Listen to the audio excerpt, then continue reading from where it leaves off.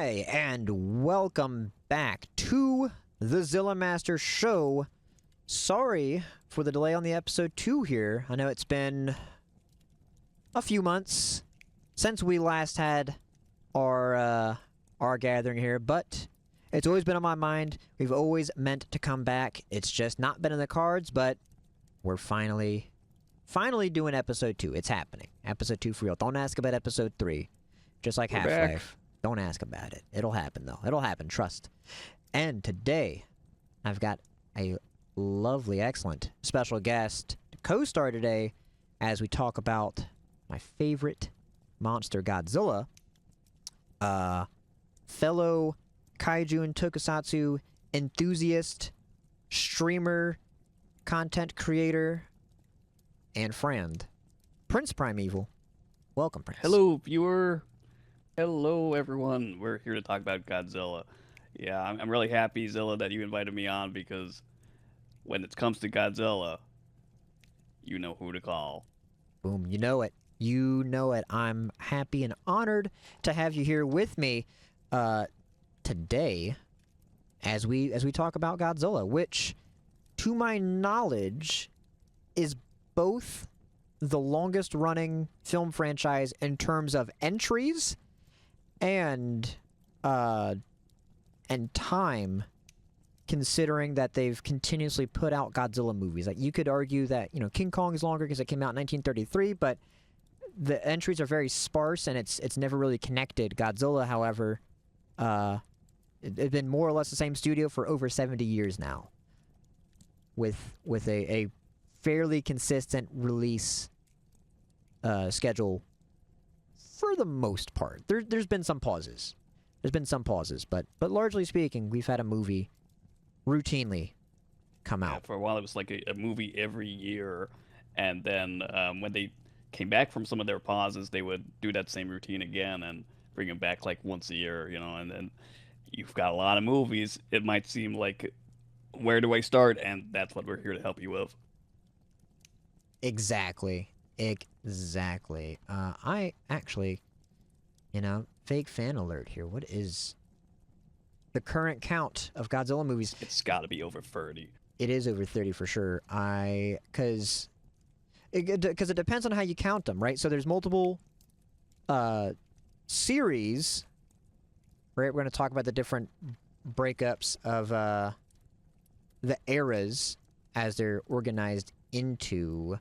Yeah, I want to say theatrically released movies. We've got 32, I guess, as of November this year, Japanese Godzilla movies.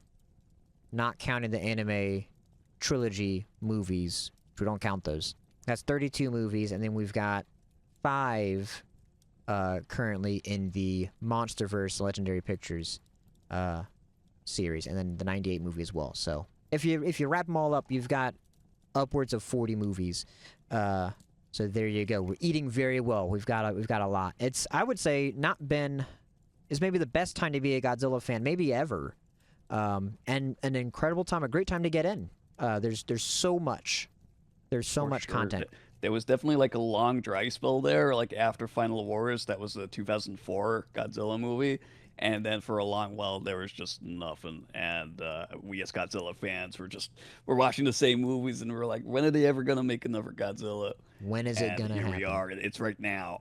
It's now. It's, you know, the dark times, as I remember them, it was rough from 04 to 2014, with the break finally coming with 2014's Godzilla. Was tough. We didn't know when Godzilla was going to come back. He was hopefully going to come back one day, but there was no set-in-stone date, no set-in-stone time. Now, Godzilla's all over the place. I mean, it used to be hard. You couldn't find anything Godzilla, you know. And if you asked anybody, they wouldn't look at you. You know, it's you know, we don't know that. You know, Godzilla's lame, it's old, whatever. Now everybody's into Godzilla, and I'm happy. So happy that we're up and up. So we're going to talk a little bit about everything, though. This is kind of a Godzilla 101, if you will. Introduction to the character, to the series, to all the pieces. But I think to start us off, we're actually going to talk a little bit about some of the people behind the scenes. Because I feel like a lot of the fans these days don't give as much recognition to some of the cast and crew, the people that made Godzilla possible, and are why we're here today talking about Godzilla. So we've got a few people that we could go all day just talking about, you know, those who made Godzilla, but I figured we'd keep it a little bit concise and just talk some highlight some of the few folks here. First off, I think the unsung hero of Godzilla to some would be Tomoyuki Tanaka, who I guess I would, if you got to credit one person, is arguably the creator of Godzilla. He was the executive producer for the first 22 Godzilla movies. He produced all 22 in some fashion as producer or executive producer later on the Heisei era.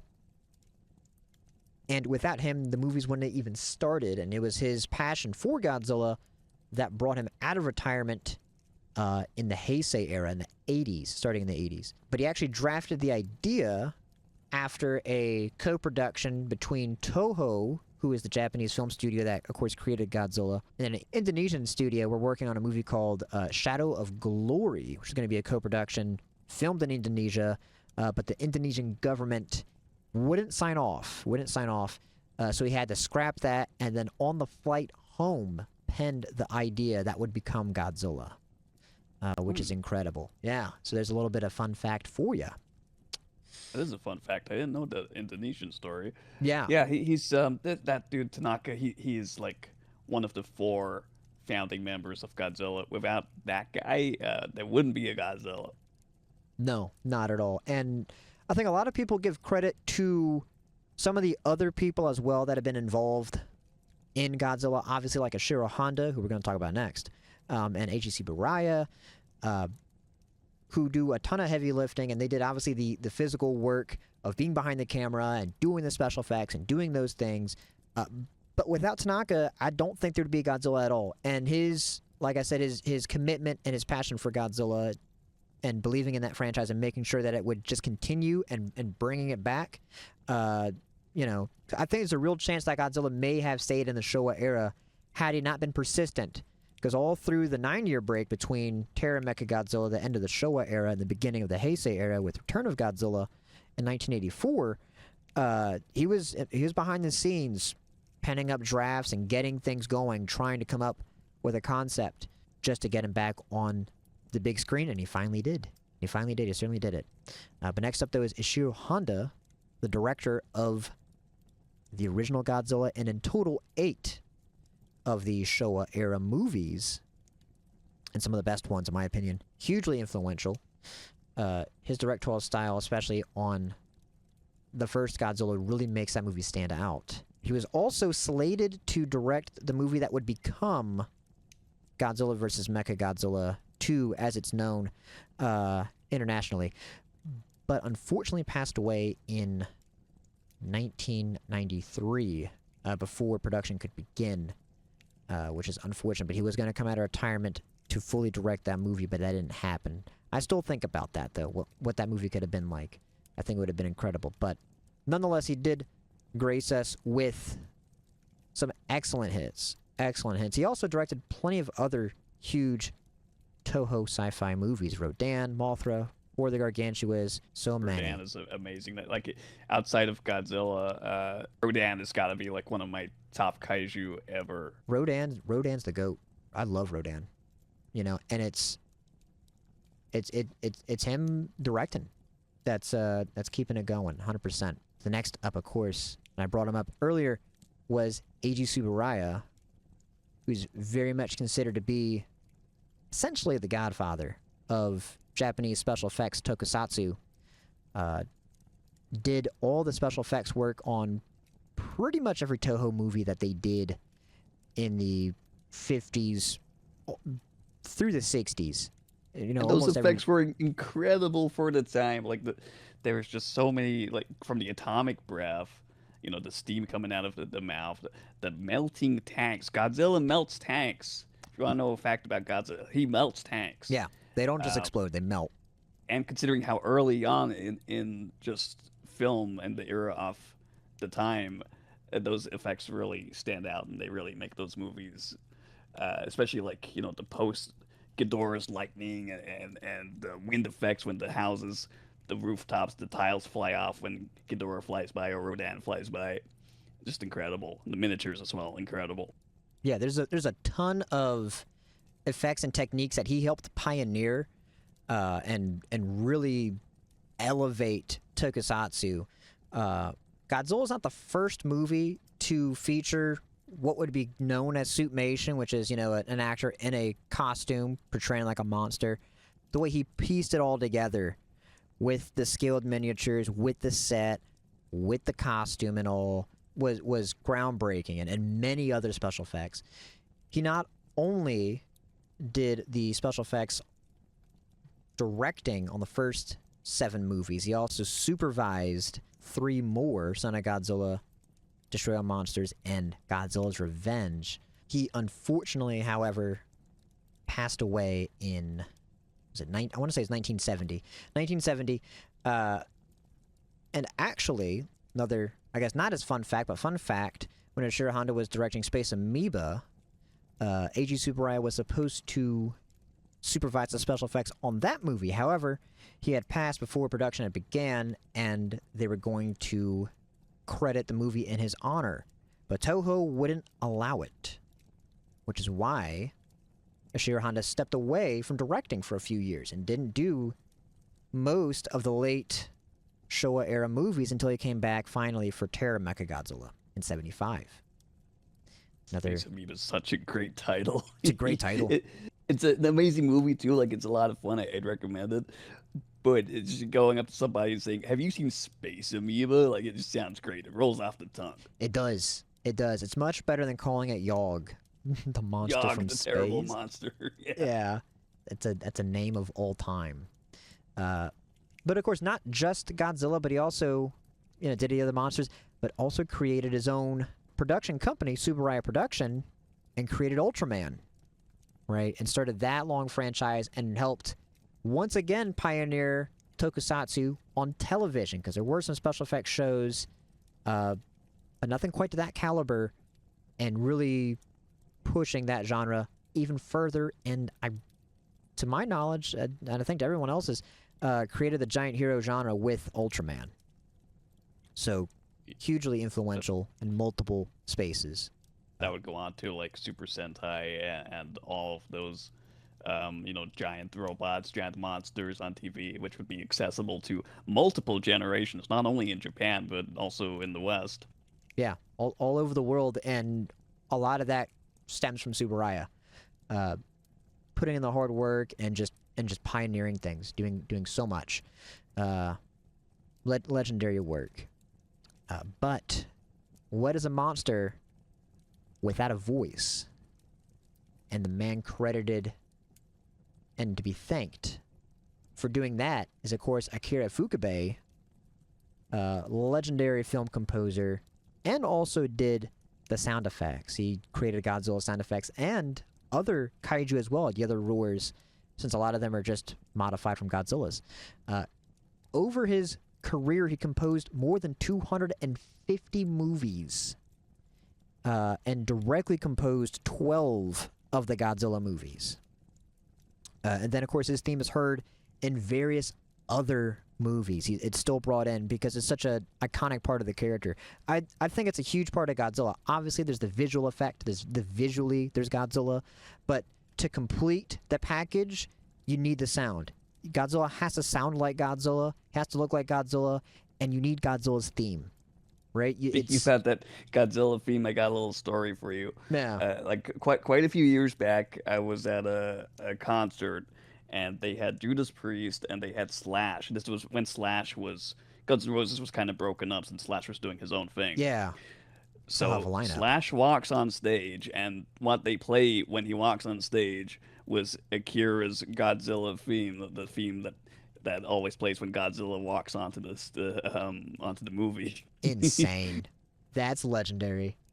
That is legendary. And there's been some other themes.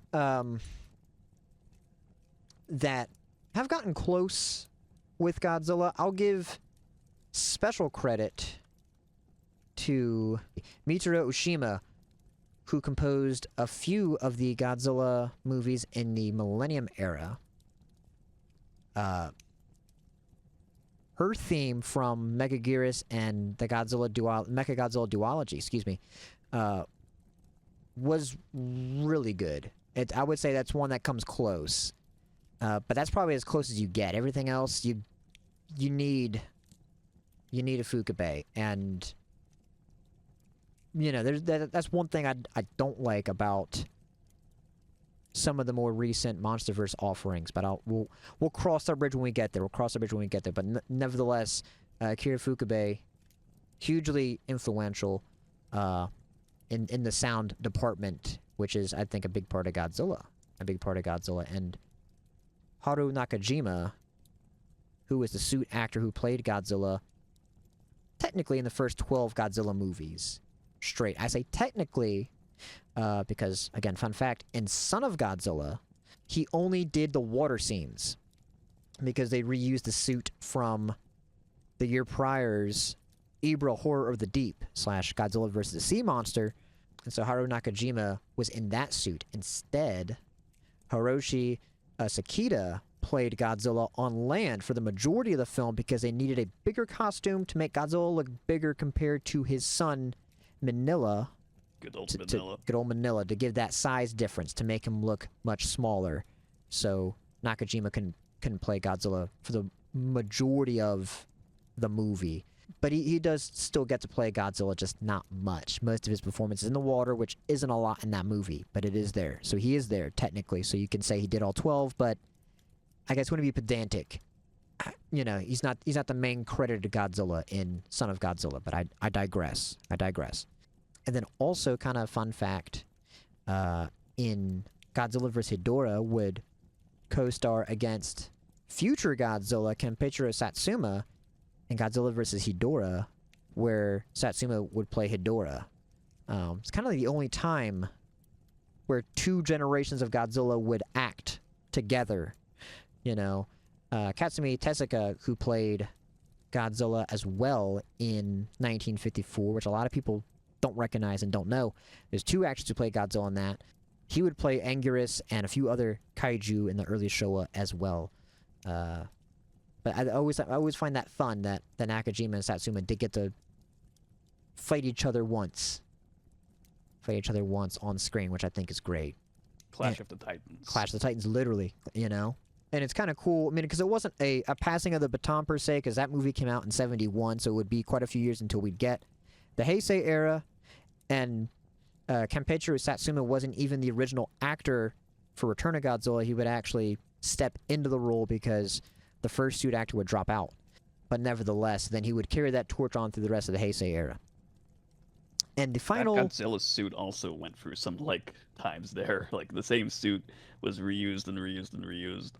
In the Showa era, you see the rubber starting to... In the later Showa era, you can see the suit falling apart a little bit, especially in that one with Ebra.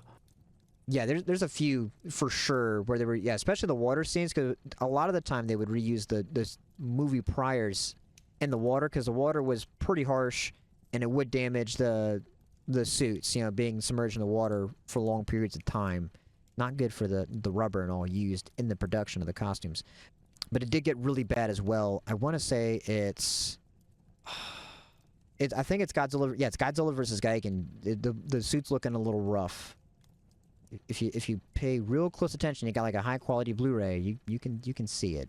But it's a very good movie though, regardless. The last person special mention I want to bring up is Yoshimitsu Banno, who only got to direct one Godzilla movie, and that's Godzilla vs. Hedorah. Even though him and Tomoyuki Tanaka kind of had a spat, because Tanaka didn't like Hedorah all that much, it'd be Yoshimitsu Banno who would carry the torch and bring Godzilla back and be the driving force to make Godzilla happen, and bring us out of the Dark Age, because it was his involvement that ultimately got the ball rolling that would become Godzilla 2014 through various attempts, and he was still a producer on that movie as well.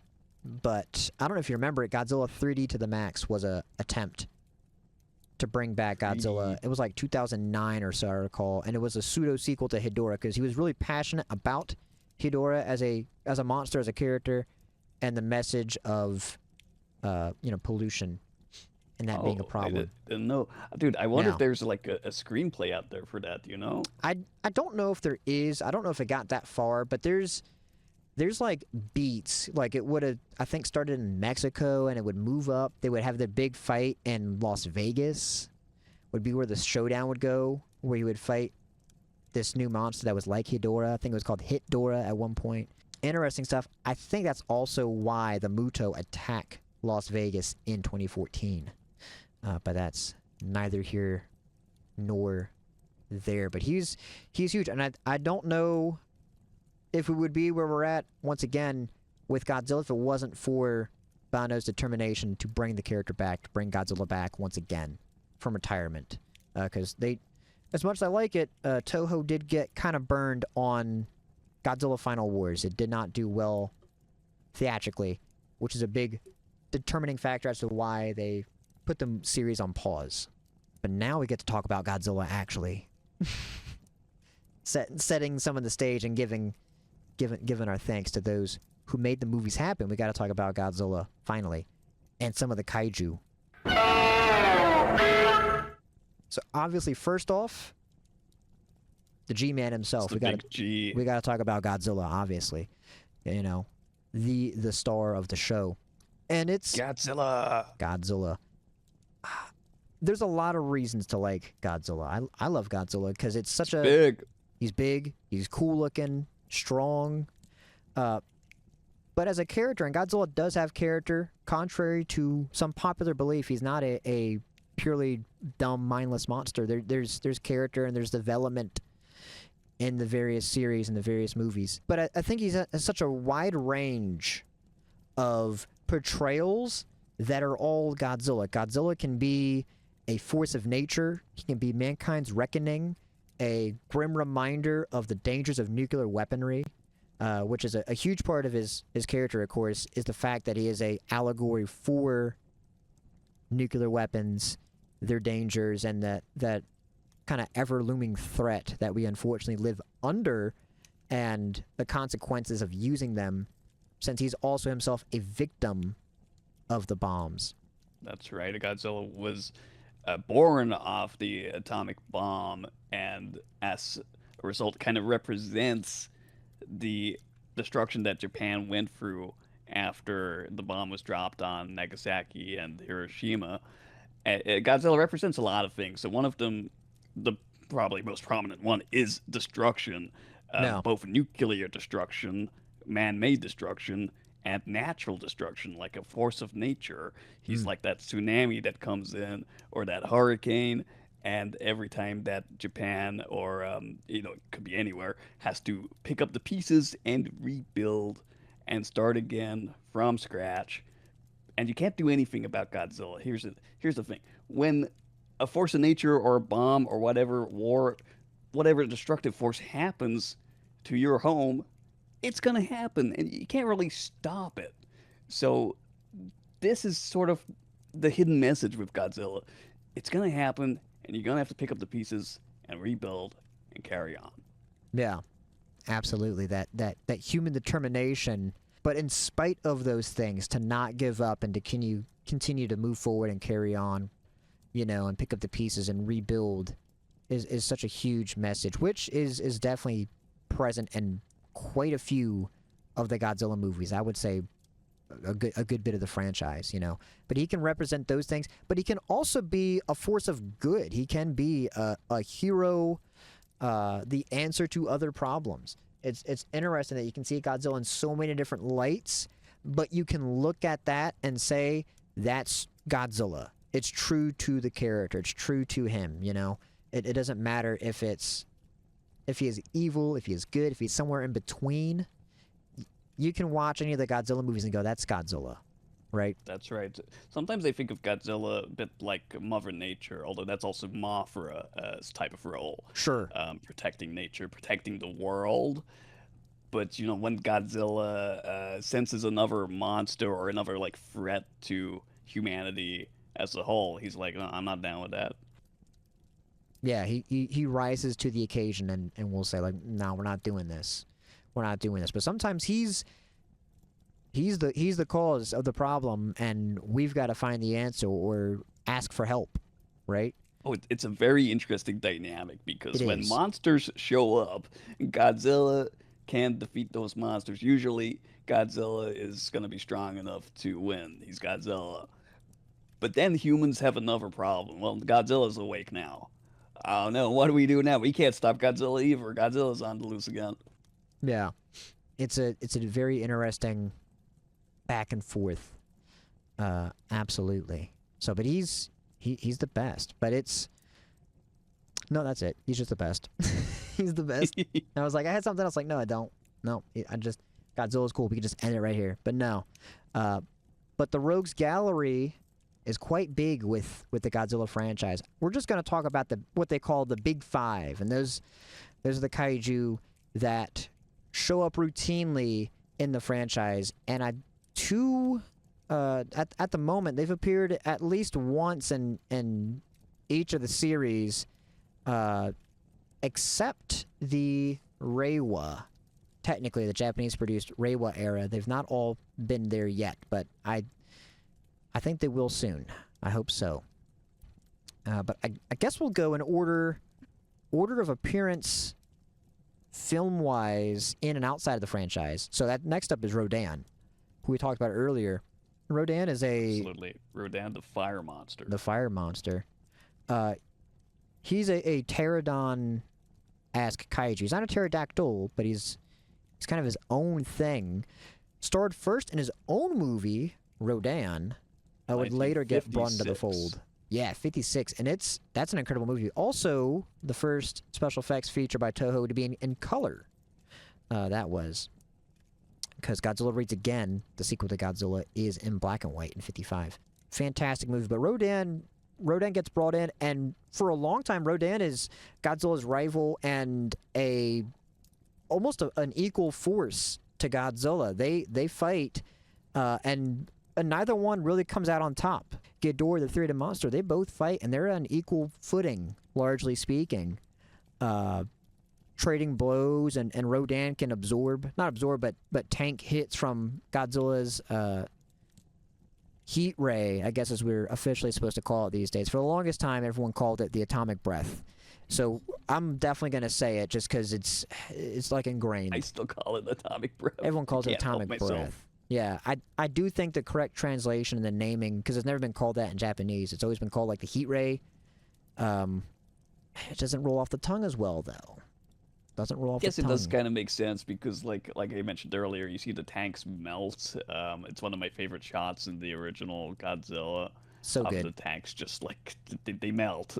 Yeah, they melt. It's so cool. And the early Showa, they do that still. I want to say up through Mothra vs. Godzilla, the tanks melt when he hits them. They don't just like blow up, and it's a really cool effect. But B, it's like more terrifying, right? If it's just like a laser beam's bad, but there's like another aspect to it. It was like, oh, it's like superheated, and it's it's radioactive. Like it's just terrifying. You don't want to deal with that. But then it kind of evolves into a laser. Sorry, we're still talking about Rodan. Rodan can tank that, by the way, in the Showa era. He's just that powerful. He's just that kind of guy. But then he comes around and is kind of Godzilla's friend, kind of. They pal around.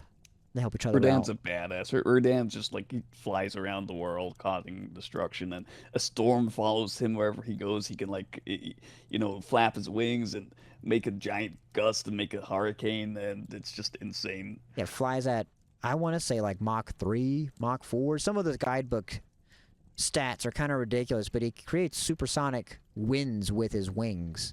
It's just that terrifying. It's great.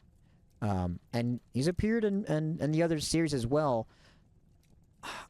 Unfortunately, he gets kind of the short end of the stick, I think, later in the line, in my opinion. I think he becomes a bit of a jobber. Especially like in Mechagodzilla 2, where he dies.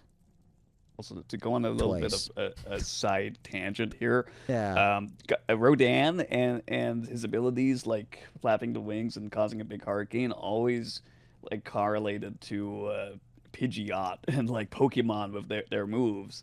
And Pocket Monsters. If you're a Pokemon fan, Pocket Monsters get a lot of the inspiration from these Japanese kaiju. yeah. I mean, the concept of the capsules come from Ultra Seven's Capsule Monsters. Uh, well, not directly, but that's the big inspiration is Ultra Seven. And then of course plenty of the Pokemon. You can draw some of the lines. You can see quite a few Pokemon that are heavily inspired by some of these kaiju, both Godzilla and otherwise.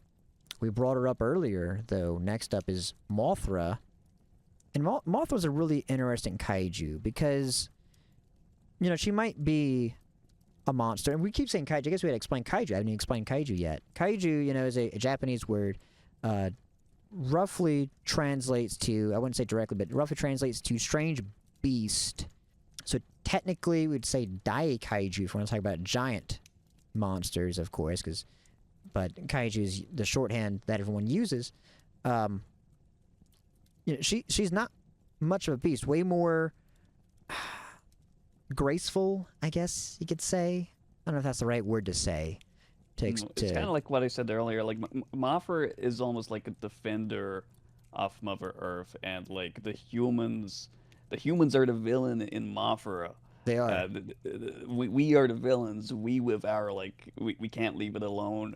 We gotta like bulldoze the forest and all of the bad things that humans do. And Mothra is like, stop it, and we won't listen.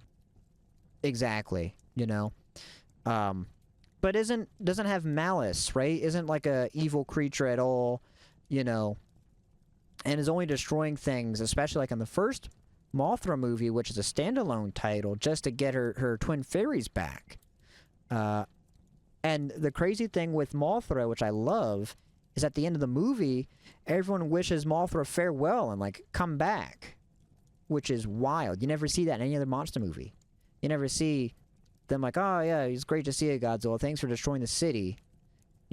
People know Mothra is good, and so they want to welcome her back, and then she does come back and helps out, in various forms, And I would say and also fights Godzilla fights in Godzilla. Mothra versus Godzilla in '64. Yeah, right off the rip, goes to fight Godzilla because they have to ask her for help. And they've gone back and forth. Godzilla and Mothra have an interesting relationship, where, by my count, Godzilla's killed Mothra more than they've helped each other, but they do help each other. Plenty, and of course the most recent, I guess, portrayal of Mothra on the big screen in the MonsterVerse. They're quite buddy, which is nice. They're super like friends. They're like They're maybe close. even a little more than friends. Some people, I know that some of their shippers, they get crazy, but don't tell them that Godzilla's killed her more than they've hung out. But hey, that's okay. But she's a great kaiju, very elegant with her design, especially in the earlier iterations. Less bug and more, More hug. more hug. Exactly.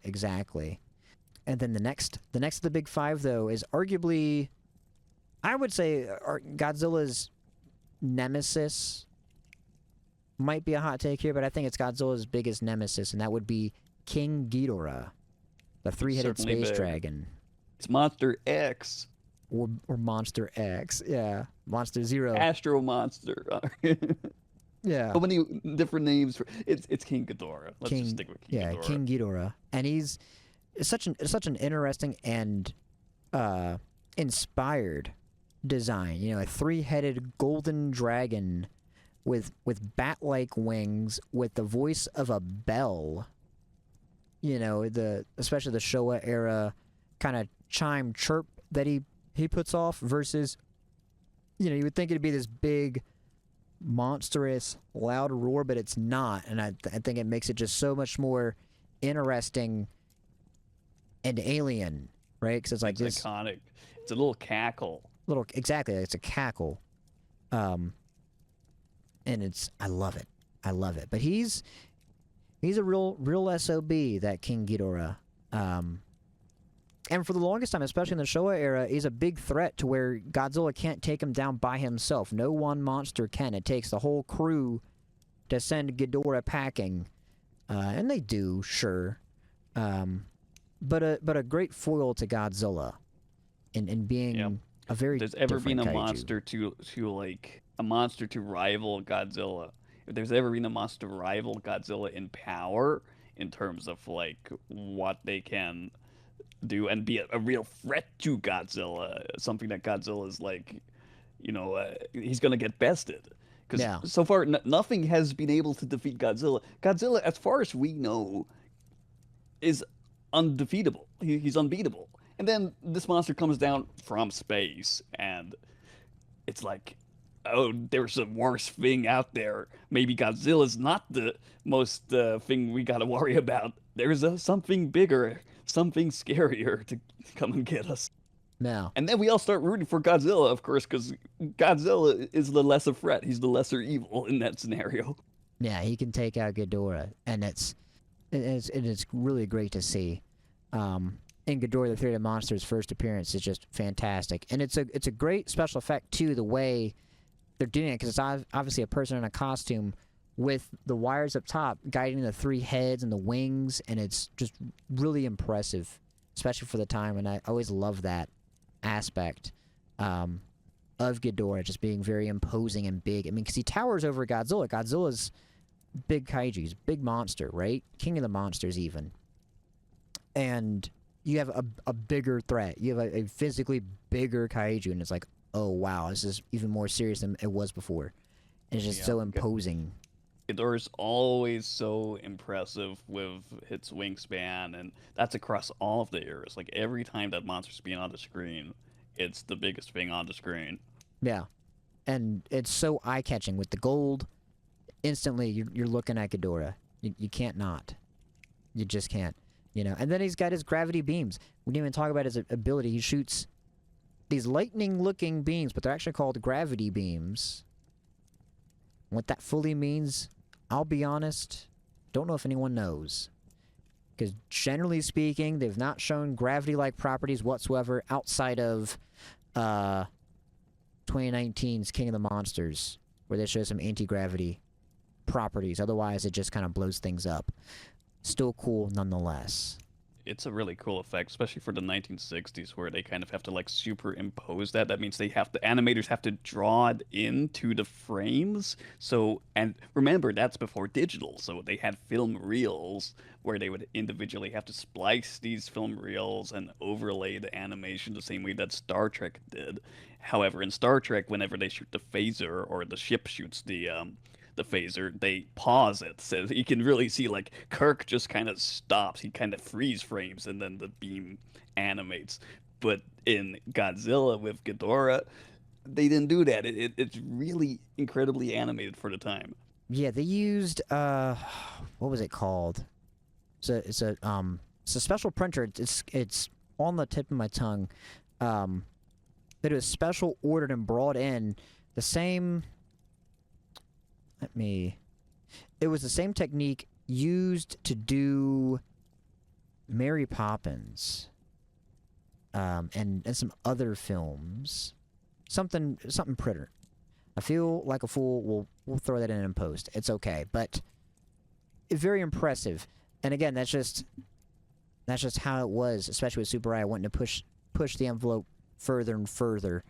And for all of the monsters, all the kaijus, beam effects as they would go on would be done that way. Nonetheless, the last of the big five is Godzilla's mechanical doppelganger, Mecha Godzilla, which is Mechagodzilla Mecha is Godzilla. incredible. He's freaking well, I don't know. There's going to be a spoiler here if we're going to talk about Mechagodzilla. There's going to be a big spoiler. Are we allowed to say the spoiler? I suppose we have to talk about it at all. It doesn't matter. Yeah, you didn't talk about it. Well, you know what? I think it would be so cool to go see Mechagodzilla Godzilla vs. Mechagodzilla, the first one, the original, for the first time again, because there's a reveal in this film, and most of the film, it's like Godzilla's on the rampage again. That's how it starts out. You think Godzilla's on the rampage. Okay, Godzilla's on the rampage, and here you go. Spoiler alert. It turns out it's not a real Godzilla. It's a robot Godzilla under Godzilla's skin, being controlled by was it the space apes? Was that the one of the space apes? Yes. Space apes, everybody. Yeah, alien monkey guys. I guess they're apes, they're not monkeys. From the is it fifth planet from the black hole. So they've built their own Godzilla, and then it's revealed that the real Godzilla shows up, and he's like, "What the hell?" And there's this really cool like mirror scene, and it's like a dog looking in the mirror, is kind of tilting his head, like, "What? And this is me? That's not me." It's so sick. It's so cool. But Mechagodzilla is interesting in that, much like Godzilla has different interpretations. In the Showa era, he's just straight up a villain, a ruthless, calculating, cold, yet somewhat charismatic robot designed to kill Godzilla and to help the aliens take over the world and their course of domination in the Showa era. In the Heisei era, when he comes back, they reinvent the whole concept, and Mechagodzilla is a weapon built by humanity to fight Godzilla. Built on the original skeleton. The skeleton of the original Godzilla is under Mechagodzilla, which then somehow it wakes up and realizes it's Godzilla and goes on a rampage again. Yeah, well, that's in Godzilla against Mechagodzilla. That's in the Millennium era. No, Heisei Mechagodzilla was simply just a mecha through and through. Although it was built off of the components of Mecha King Ghidorah with bits from the future. But then you get Kiryu, where they give him a nickname built off the bones off of the original Godzilla, which is a crazy thing, kind of going almost like pseudo-Evangelion with it, with a biomechanical essence and a biocomputer with the DNA of Godzilla driving it. So like That's got to be one of my favorite scenes of all time. Like he remembers, like the DNA remembers. Oh, I'm a beast. I'm gonna do what I always do. I'm gonna wreck shit. And then he just does. It's crazy. It's a really good scene. So that's the big five. That's the big five. Now we're gonna go through kind of the eras. So there's a few distinct eras of Godzilla. Currently, those are the Showa, Heisei, Millennium, Reiwa, and then the Monsterverse as a separate thing. So in Japan, generally speaking, the eras are named after the time period, the era in Japan that they were filmed in. There's one exception to that. That being Return of Godzilla, or simply known as Godzilla when it was first released in 1984, which was still in the Showa era. The Showa era didn't end until 89, with the death of the Emperor, bringing about the Heisei era. But it gets grandfathered into the Heisei era since it's of the same continuity and is of the same plot otherwise. The Millennium era is a break there once again. Because again, the Heisei, they're all tight-knit, they're all same story, same characters, somewhat crossing over. Millennium is kind of a hard break, and they go back to doing standalone movies, largely speaking, and it's post the Millennium, although Godzilla 2000 was produced and released in 1999, so actually pre-Millennium once again, but nevertheless hit that. And then in 2016, we entered the Reiwa era, so that made sense then. And of course, Legendary Pictures productions have been called the Monsterverse, I think since, Kong? It wasn't the first movie. Actually, I guess Kong Skull Island is technically the first MonsterVerse movie. I think then they grandfathered in 2014 Godzilla into that. I don't think they called it MonsterVerse at that point in 2014. Yeah, I think you're right. I think they shot Godzilla 2014 as like its own movie, and then decided they want to jump on the current trend of like we gotta make a Avengers kind of crossover thing. Yeah, cinematic universe sort of deal. And so now we have MonsterVerse, which is good too, which is good as well. But we're gonna go in kind of release order. We're not gonna talk about every movie, but we're gonna talk about some of our favorites, some of the ones we would recommend of each era.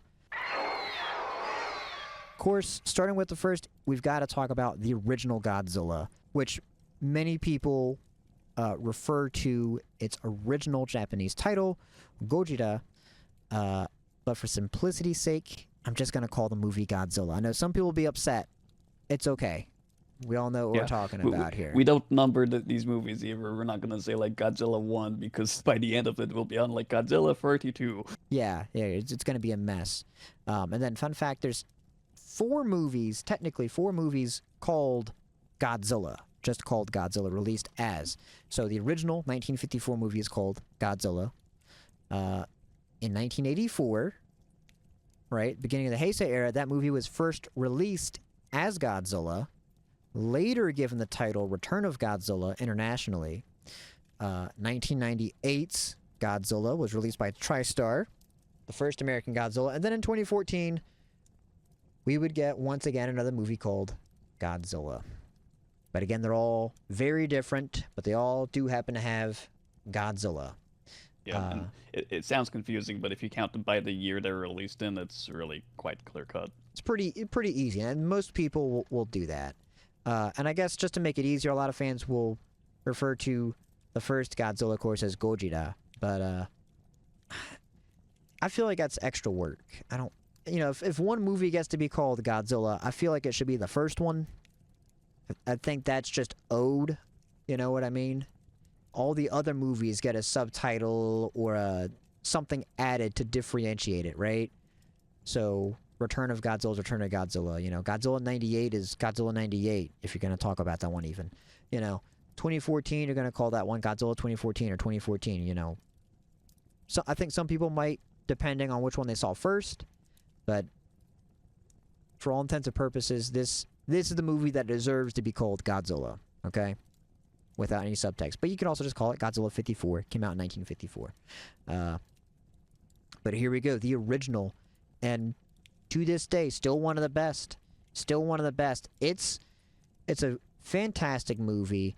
It's quite dark, though. It's more serious in tone because it's writing right off of not only, like Prince was saying earlier, the war and the bombings, right, the nuclear bombings, but also the nuclear testing that was going on in the Pacific actively at that time, and most notably, the Bikini Atoll test, which resulted in the Lucky Dragon number 5 incident, which was an inspiration for the movie. For those that don't know, that was when a fishing vessel got a little too close, since the government did not disclose the testing was taking place. And the fishing vessel got hit with the radiation, and the sailors all got sick. And that's referenced. Scary. Yeah, it's quite. And so it's a real scare that these people are facing at that time, and it's kind of adapted, of course, into a movie, but it's a real thing. The beginning of the movie pretty much plays out that incident, but instead it's Godzilla, and they even reference it if you look. The real world vessel was called the Lucky Dragon number 5. In the movie, it's the Yahatamaru, I think, number 5, if I recall. But it's the number 5, you see it on the buoys. It is there, so it's directly referencing an event that was very fresh on people's minds. Speaking about fresh events, that there's also like the end of the war, the atomic bomb on Hiroshima and Nagasaki. And if you've ever seen the footage of the aftermath of that, it is very eerie and desolate, and it's destruction that the world has never, ever known before, and hopefully never will again. But that, like, speaking about the years, that was 1945, and this movie is 1954, so it's not that terribly long ago. It's still fresh in the minds of the people of Japan. No, it's definitely still relevant. Absolutely, absolutely. And it was the Echo Maru, was the vessel in the first Godzilla, the first vessel that goes down. But fishing vessels are going down, and it need to be investigated. And that's kind of how the plot spins, and it goes from there. But there's a lot of things I love about this movie. One thing I like is that they don't show Godzilla's origin. You're left guessing. You know, Godzilla leaves a radioactive path in his wake. You know, his footsteps are radioactive. So there's obviously the radiation scare there. And the design of the first costume, I still wasn't going to talk about it, I'm going to talk about it anyway. The design of the first costume was somewhat inspired by some of the celluloid scarring of the victims of the bombing. So he's both a representation of the bomb, but also a victim itself of the bomb, of nuclear testing. And it's not fully made clear if he's rather been superpowered and enhanced or simply irradiated and made enraged. Since they tie it into a myth and lore that Godzilla is the ancient god of Odo Island, where Godzilla seemingly goes next after sinking the fishing vessels in the nearby waters. Kind of chasing one of the only survivors of those vessels who washes back ashore to Odo Island, almost like a supernatural force, you know, finishing the job, so to speak. But then, of course, he gets Personification off that atomic bomb, like, 'cause you can't put a face to a bomb. Like, in a lot of people's minds, they can't imagine, like, oh, what caused all this destruction. If you look at the pictures of devastated Japan, um, and think about, like, you know, how the generation was, that wartime generation of the 1940s. They kind of need a face to be able to break down what happened. Yeah, no, absolutely, and he very much personifies that, and it's just a very dichotomous thing. You have both sides to this. You have both sides to Godzilla. Very not conflicted, but a interesting character, because he's also taking his revenge that he suffered on the people of Japan as well, and they're suffering once again because of that. And there's a scare, and there's a scene that was cut in the American release where there's two people on a train talking about the bombings. You know, I was like, you know, we already had this once again. You know, we're doing it again, and it's constantly there. It's constantly there. And then, of course, you get the other kind of allegory with the oxygen destroyer, a new technology being pioneered by Dr. Serizawa, who wants to use this invention for good. How? I don't know, and neither does he. I frankly don't know how you could use an oxygen destroyer for good, I'll be honest. I'm not sure where you see the good in that, but we'll let sleeping dogs lie. And his conflict in should he use it, and if he does use it, you know, will the rest of the world want this invention? Will it bring about possibly the end of the world, you know? That echoes, like, you know, what people were thinking also about the invention of the atomic bomb, like coming into the atomic age and discovering fusion. Albert Einstein and all these scientists, you know, they wanted their invention to be used for the good of mankind, and then look what happened. It's that theme of new technology falling into the hands of military minds and generals, and they're not going to use it for good. They're not going to use it for power and feeding world hunger. They're going to use it to blow each other up. Yeah, you know, and it's, again, like nuclear, you know, nuclear power is a great thing that can be for good, you know, powering cities, you know, way more efficiently and cleanly than other sources, but at the same time has this incredibly destructive force that could end the world as we know it. You know, so that's the kind of thing that Serizawa teeters on, and the movie once again brings up and reflects on. It's fantastic. And then Godzilla's, of course, his path of destruction and his attack on Tokyo is, of course, a spectacle and phenomenal. But it's also harrowing, you know, that the people are utterly powerless, and as much as they try to defend, they just don't, you know, they can't. And they set up all these different, you know, things. They have the giant electrical barrier with the power lines they try to, you know, set up that Godzilla melts with his atomic breath. The tanks are powerless to stop him. The bombs, there's nothing. The jets, they even come in later, aren't enough. Just nothing can be done to stop his path. I think it's the that's not the only one that I would say, but still one of the best in showing the human aspect of the destruction. I think a lot of movies, especially like disaster movies and things like that, a lot of blockbuster stuff and the Hollywood things, don't really show the aftermath of these events and the actual like human toll. Like you might see, you know, people die or things like that, but it doesn't really affect you. Obviously you're watching a movie, but it doesn't matter, right? It's like, oh, okay, you know, great. You know, with Godzilla, you see the day after. You see the people in the hospital.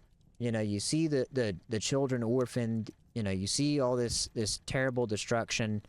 You know, people scarred, maimed. Just this, you know, this terror. And I don't know if any of the other movies in the franchise have done it as well as 54 has. And I think it simply just comes down to, you know, Ishiro Honda and everyone else working on the movie having lived through those sort of things and having that experience that translates so well.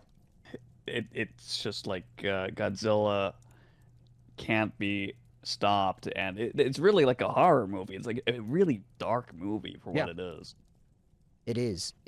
And being black and white, it really helps as well because the lighting is so well done, you know, where it is like genuinely dark as well, you know, especially like at night when Godzilla's walking through Tokyo. You know, you get a clear shot of him, but like he's still almost like this legendary figure of destruction, and just the other shots, especially like in Serizawa's lab, it's very dark and like dreadful. You know, the things it was showing off the oxygen destroyer is very, you know, very dramatic. But they ultimately, of course, you know, do use the oxygen destroyer and they do rid the world of Godzilla, they believe. But the big warning at the end of the movie is, you know, if we continue down this path, another Godzilla will come.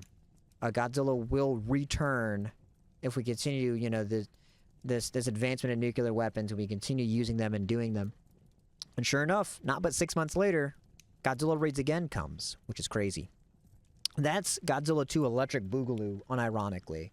They flipped it so quickly that even Ishiro Honda couldn't direct because he was already signed on to another project, but they knew that they had something big with Godzilla, and they did it again. That movie's good. Not as good. It's good. Though. They fly around in a helicopter, or was it an airplane? They fly around in an airplane, and there's a lot of shots of Godzilla from above, a lot of like aerial looking down on Godzilla and looking down on what's happening. There's some daring cinematography in that movie, and the special effects are interesting. It's Seiji Tsuburaya there, but I think the biggest issue with it is they messed up the timing when filming, because usually they would film it fast, then slow it down. They had the film just sped up, though, you know, to give the monsters weight. Instead, it's like really fast when Godzilla and Anguirus are fighting. So it looks very sporadic in that one. It is a little weird, but you know, you mentioned it yourself. It's the first time Godzilla fights another monster. It's the first time we see another kaiju appear in the Godzilla franchise, and that is Anguirus. Our spiky friend, our little guy, who's fantastic. I love Anguirus. Dare I say, maybe even the best boy. I like him. But highly recommend the first Godzilla. It can be a little bit of a tough watch for some newer viewers. You know, it's subtitled only. I guess that's a thing I forgot to mention too. Obviously, we're watching Japanese movies. I would argue, I don't want to be too snobby, but it's best to enjoy these movies in their original language if you can. I know some folks can't do subtitles. I know some folks have a hard time reading and watching a movie at the same time, or so on and so forth. And most all Godzilla movies have a dub of varying quality. Some are really good, some not so much. This one doesn't. Godzilla doesn't. There's an English recut known as Godzilla King of the Monsters, which is an interesting watch in of itself, but it does not compare to the original. And even that movie isn't fully dubbed. Half of it is still in Japanese with no subtitles whatsoever. It's just left, and interesting. You know, and it being a 70-year-old movie. It's over 70 years old now, which is crazy. I remember when we did the 50th anniversary. Now we're doing over 70, which is crazy. But it's one that I still... It's tough to say if it can be topped. It's just that good of a movie. It really is. It really is. You know, and it's one you got to really give your respect to. I think you owe it to yourself. In like the first 5 Godzilla movies, this ought to be one of them. Maybe not the first one per se, but in your first few Godzilla movies, you got to circle around to this. You just got to do it. And I would second that opinion about the subtitles. If you can, watch it with the subtitles. Some of the dubs, just because it sounds a little silly, some of the way that it's spoken. If you want to take Godzilla seriously, you'll watch it with the subtitles. The dubs are passable, but they might come off a little sillier, and the movies do get a little sillier as we go forward. It's not all dark and serious like the first initial Godzilla film. No. I would really argue there's only a few movies that are dark or darker. You know, most of the series is a little more lighthearted, and it definitely gets more sci-fi. So I know there's different flavors of Godzilla. There's a Godzilla for everybody. I think that's the beautiful thing with Godzilla, is that there's a movie that you can recommend to somebody that is for them. You know, do you like the big action? We got big action stuff. You want more serious stuff? We got more serious stuff, and everything in between, which is fantastic. This next movie, though, that we really got to talk about. This one might be one of my all-time favorites. It's in my top list, and it's Mothra versus Godzilla. 1964's Mothra versus Godzilla. It's a big one. So, this movie is kind of the beginning of really bringing other kaiju into the fold. Mothra is a Godzilla monster now, but as we said earlier, Mothra did have her own standalone movie, separate first, 1961's Mothra, which is fantastic as well, but we're not going to talk about that one today too much. This movie kind of brings her in, and it's like, all right, now you're in the Godzilla series. You're in Godzilla now. Because it's kind of the neat thing with the Showa era is the kaiju are almost treated like actors, if that makes sense, where it's like, okay, who do we have who's available? Who kind of works for this story? Who can we throw in here? Who do we like? We're going to throw them in. It doesn't always have to, make 100% sense, and it doesn't always have to, be there, but they're there. They're there. The Showa era is also neat in that they do try a loose continuity between each of them. They're not hard. It's not like your MCU stuff these days where it's very tightly interwoven. It's looser, but they do kind of keep up with Godzilla as it keeps going. You know, where was Godzilla last time? Well, that's kind of where we're going to find him this time, vaguely, so on and so forth. But Mothra vs. Godzilla picks up, and it's really, really good. The prior movie, King Kong vs. Godzilla, which is excellent, is a slapstick comedy, which is fun, but it's very much a comedy, which makes it even funnier that the American adaptation tried to make it very serious, but it didn't work at all. This one, they dialed it down a little bit. It's got some lighthearted moments and some comedy bits. But at the core of this movie, I would say it's a very human story about, coming together in times of crisis and helping each other out in a time of need, even necessarily if you don't deserve it. Godzilla reawakens. Big surprise. However, prior to that, a big storm comes in and washes Mothra's egg ashore. but a enterprising businessman buys the egg from those Very who similar finds to the it. plot of the original Mothra. And exactly like also with the King Kong versus Godzilla, like they're bringing in movie monsters that already pre-existed Yeah. in these two movies, which is a really interesting take. And in this one, Godzilla, when he wakes up, he's like under a quarry. Did I remember that right? He's like gets up out of a big sand quarry. Yeah, so they're doing this land reclamation project where they're pumping out water and they're filling in with dirt to get more buildable land because there's this big expansion going on in Japan at the time. Uh, and so, but the big tsunami comes in and kind of sets them back, and they're draining the water, and Godzilla's buried under dirt, and it's one of my favorite appearances of Godzilla when he comes out of nowhere, and you're like, what? And it's so iconic. And Muso Goji is also maybe my favorite design. I love the way Godzilla looks here. It looks so cool. It's iconic. It's iconic. When I think of Godzilla, that's like the first guy that comes to my head is that guy right there. It's very epic, and they do all of the same things like they did in the original Godzilla. They try to stop him. They throw everything at him: tanks, jets, electricity, everything that the humans can think of to try and stop Godzilla. So, you know, I would still also recommend watching the original, but if you did skip it and just watched Mothra versus Godzilla, you will see like a lot of the same themology. Yeah, because there's still that nuclear aspect. It's still there. Some, when they're looking around, they get a Geiger counter because they find a Godzilla scale earlier in the movie, and they're like, "Oh, what's this?" And they're like, "It's radioactive. What's going on here?" And then they're out looking in the field where Godzilla is going to appear, and they're like, everyone needs to leave. It's radioactive. And they're like, "Oh, what are you talking about? No way!" And then Godzilla shows up. But with the egg, the enterprising businessman buys this egg and is going to make it this big amusement attraction. Well, Mothra's fairies say we need to bring that back to Mothra. It's her egg. Mothra is getting old and dying, and she's going to reincarnate. That's also a special Mothra, thing with Mothra. Mothra has fairies, by the way. We should probably explain Mothra a little bit. Like little she bit started better. in her own movie first, which is like it's another similar plot. But yeah, she's got these two little twin fairies. She's a moth. She's got an egg. Yeah, it's a big Easter egg looking thing, which is awesome. The fairies speak for Mothra. They're like, how does Mothra communicate with humans?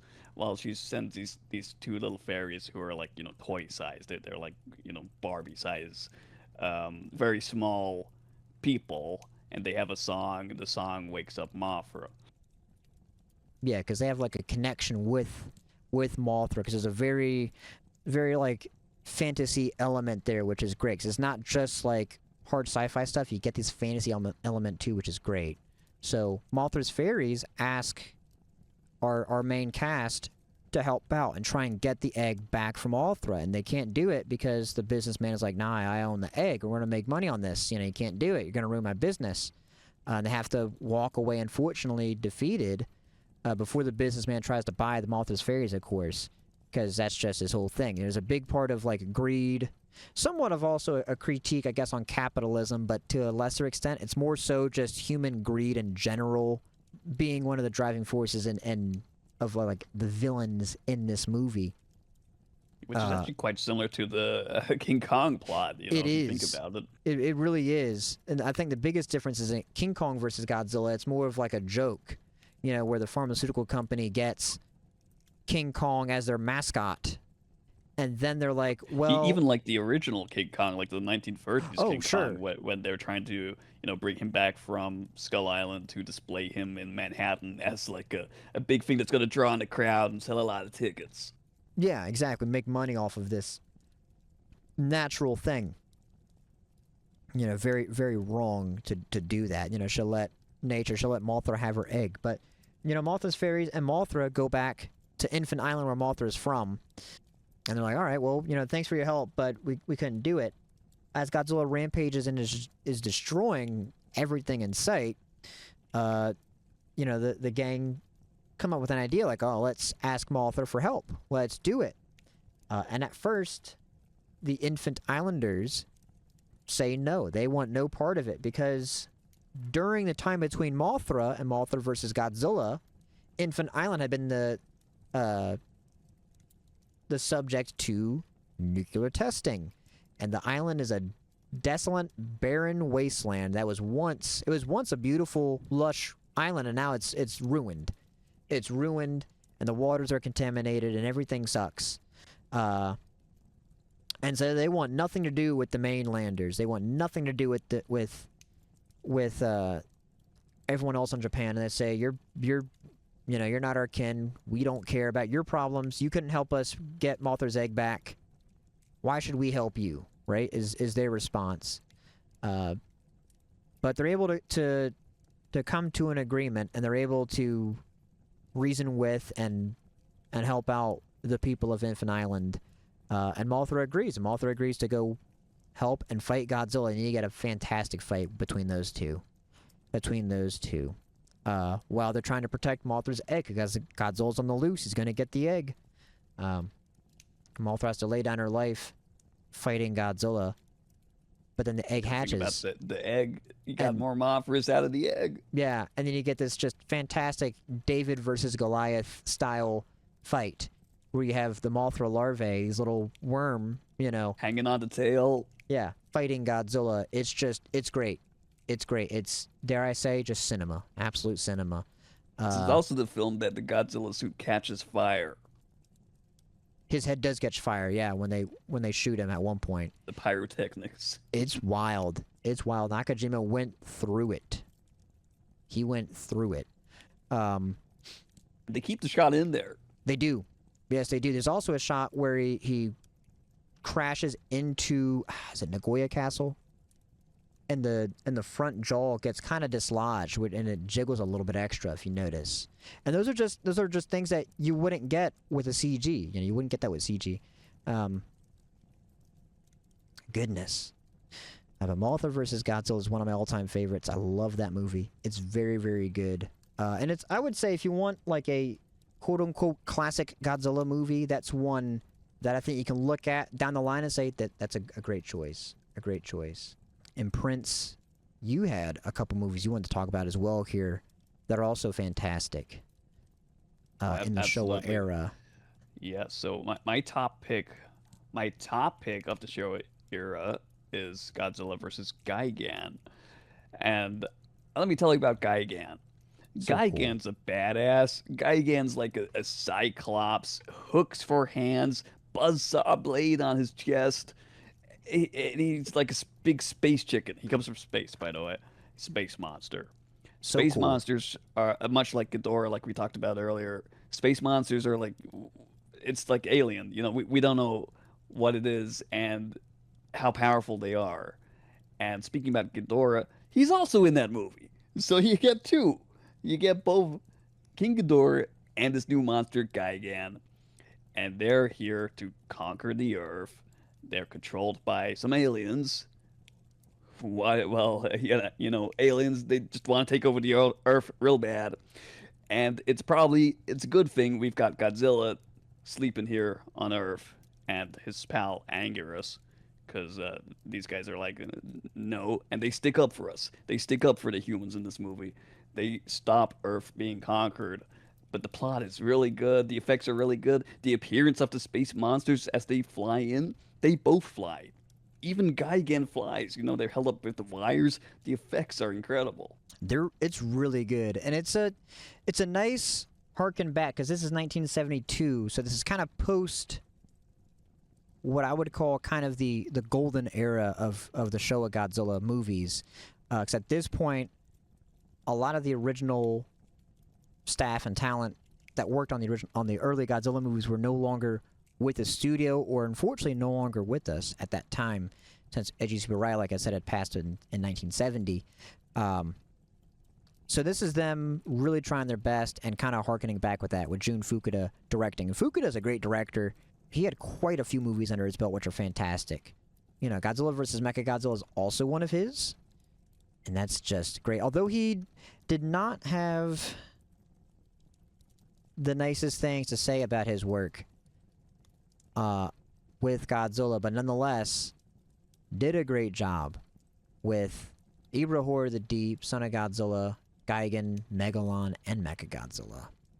those all monsters are so iconic. And Mechagodzilla is so awesome. He's got gadgets. He's got like lasers. He's got a force field. His hand shoots off rockets. Watch out those wrist rockets, you know? He's got jet boots. He flies. Mechagodzilla is just Godzilla plus all of that. Yeah, it just crank it up to 11. But yeah, Godzilla versus Gigan was one of my favorites, especially growing up, because you got to see all the cool monsters. It was a great fight because you get the 2v2, which is the first 2v2 in the series. Prior to that, it's like a tag team wrestling match. it's like a tag team wrestling thing with Godzilla and Anguirus versus Gigan and King Ghidorah. It's fantastic, but the characters are fun. The Corn Hippie is one of my favorite guys. He's very fun. Oh yeah, the dude in the like suit jacket with the headband. But yeah, There's also Godzilla Tower. This is one with Godzilla's Tower. They're making like an amusement park for Godzilla. Godzilla, yeah. For people who like Godzilla, I guess, and the people running that thing are the aliens. Yeah, they're secretly aliens. They're giant cockroach people from another planet, and their whole plan is, of course, take over the world. But under the guise of peace, they're gonna bring peace. Is their big thing. Their headquarters is a giant Godzilla statue. Giant Godzilla tower. It's crazy. And it actually shoots a laser, like it looks like the atomic breath. He's got a laser and everything. It's crazy. We'd gone from Godzilla being this, force of nature and this absolute threat to we're building an amusement park with Godzilla in it, which is funny. But that's also his character arc in the Showa era. We're talking about the Showa era. It's not like directly, one movie to the next, like this, constantly evolving story, right? But Godzilla does grow. He does grow. He becomes a father and son of Godzilla, and he softens up over time, and he slowly becomes like this hero more so, which is a great development. If you watch all the movies through, you kind of see that through line slowly. And it's also partially done to sell to kids, because obviously kids are going to be watching these movies, so trying to get them in. And who doesn't love a hero? You want to root for the hero. Everyone loves Godzilla. Make Godzilla the hero, right? It just makes sense. Just makes total sense. Then you wanted to talk about Megalon, right? Oh, I do like me some Megalon. Megalon is a hell of a monster. He's like an underground monster. He's got drills for hands. He's sleeping, and the people who control Megalon, they're like, I don't know, they're underground people. They had a name. What's the name of those people? I can't quite remember. The Seatopians. The Seatopians. They live underground, and we're up here building cities, and we're honking car horns and drilling and doing all kinds of noisy stuff, and they get kind of pissed off, and they're like, okay, we're gonna send our monster up, and we have a Godzilla to defend us. So here's this little battle. It also introduces another iconic monster which never appears again, unfortunately. It is Jet Jaguar, who was a design of a kindergartner. I believe it was a design of like a contest winner. Design your own monster, get featured in the next Godzilla movie. And they did, and it's Jet Jaguar, who is like a mecha. He's a robot that shrinks to human size and then blows up big to kaiju size. What an incredible robot. Jet Jaguar, and you got the song. The song is so much fun. Yeah, Jet Jaguar, he's interesting. It's a little bit unfortunate because at that point, 73, unfortunately, Godzilla's a little bit on the decline in ticket sales and popularity because TV is up and up. Why am I going to go to the theater if I can get a similar experience at home, especially with Ultraman, right? Ultraman was much bigger at that time. And it's kind of crazy. Again, Super Riot created Godzilla, he created Ultraman, and now it's kind of overtaking. So they kind of ape Ultraman with Jet Jaguar's design and the concept. Done differently, but definitely inspired by. Also a little bit of Mazinger Z, the classic mecha, especially with the face grill, his smile, is pretty much ripped right off of Mazinger. The grids, the like little teeth. Yeah, That's his incredible design. Also, I think Megalon is probably one of my favorite monsters, simply because he's featured in the Pipeworks video game, and he's a badass in that game. He can spin, he can pick Godzilla up and like spin him on the freaking drill hand. Some really cool moves. He's got like a dig move where he goes underground. he's one of the best in He's that game. epic in that game, and that's probably a big influence why I like that monster so much. Wish he Huge. was in more movies. Same with Jet Jaguar. Gigan's back. Yeah, Gigan's been back, and Gigan's come back a few times, and I hope we see more Gigan, but I would like to see Megalon and Jet Jaguar somehow reappear. We got Jet Jaguar in the Godzilla Singular Point anime now on Netflix, still to my knowledge, which was good. I like it. It's big-brained, but I did like that Jet Jaguar was there in a very different but similar fashion as well, especially with the robot growing as a character and learning, and then also physically growing to fight. I still got to see that one. I'm not up and up on the animes. It's a good one. It's a good one. I do recommend it. And then kind of the tie-up, the Showa era. We've talked a lot about Showa, but it's the longest Godzilla era, singular, to date, going from 1954 to 1975 with the first 16 movies, if I recall. I want to say it's the first 16. I know, fake fan alert, but some of these numbers you forget. Excuse me, it's 15. Number 16 is Return of Godzilla. Excuse me. There we go. So the first 15 movies, that's a good chunk of movies right here, right? And you got, honestly, still to this day, some of the best. We got to talk about them, right? But the last, to finish up, is the Mechagodzilla duology. The first Mechagodzilla duology, with both. And it's crazy. You have Jun Fukuda's Godzilla versus Mechagodzilla, and then Ishiro Honda's return with Terra Mechagodzilla. Godzilla vs. Mechagodzilla is insanely fun. You know, you have, again, the space alien plot with the aliens from the black hole, third planet from the black hole aliens. They're great. They kind of do this... It's I guess Planet of the Apes style thing, right? And you have the Interpol agent. You have this whole plot going on. That's fantastic. It's a lot of fun. They're trying to figure out how to, what's going on. There's a prophecy, but then of course you have Mechagodzilla, and Mechagodzilla is just so like cool. James Bond, like all that spy stuff. James Bond was a big thing at the time. Huge, and you can see it's a big inspiration here. I would say James Bond was also pretty big inspiration for Ghidorah the Three-Headed Monster to an extent with that plot, but definitely here 100% with some of the spy stuff and everything going on. Just so much fun. It's bombastic. What's his name? It's on the tip of my tongue. I should have done more preparedness, but it is what it is. I like King Caesar. King Caesar never shows up again, but he's awesome, and he's almost like a little bit of a Mothra because he's like a nature monster, an earth monster, if you will. If we go back to like the Pipeworks definition, Pipeworks games, they had like these are the earth monsters and these are the space monsters, and Caesar is definitely one of the earth monsters. He sleeps in a cave, and the lady's got to sing a song, wake him up. Yeah, and that song is a pretty good song. The King Caesar song is quite fun. But yeah, King Caesar being the guardian, like, spirit of Okinawa is very interesting. It's cool. He does get to show up in Godzilla Final Wars for like a minute. That's true. But he doesn't do much there. He just gets his ass whooped like most every other monster in that movie. Yeah. So it's like he is there technically. He got his paycheck. It counts. He's technically there, but it's like he's definitely starring much better here in versus Mechagodzilla.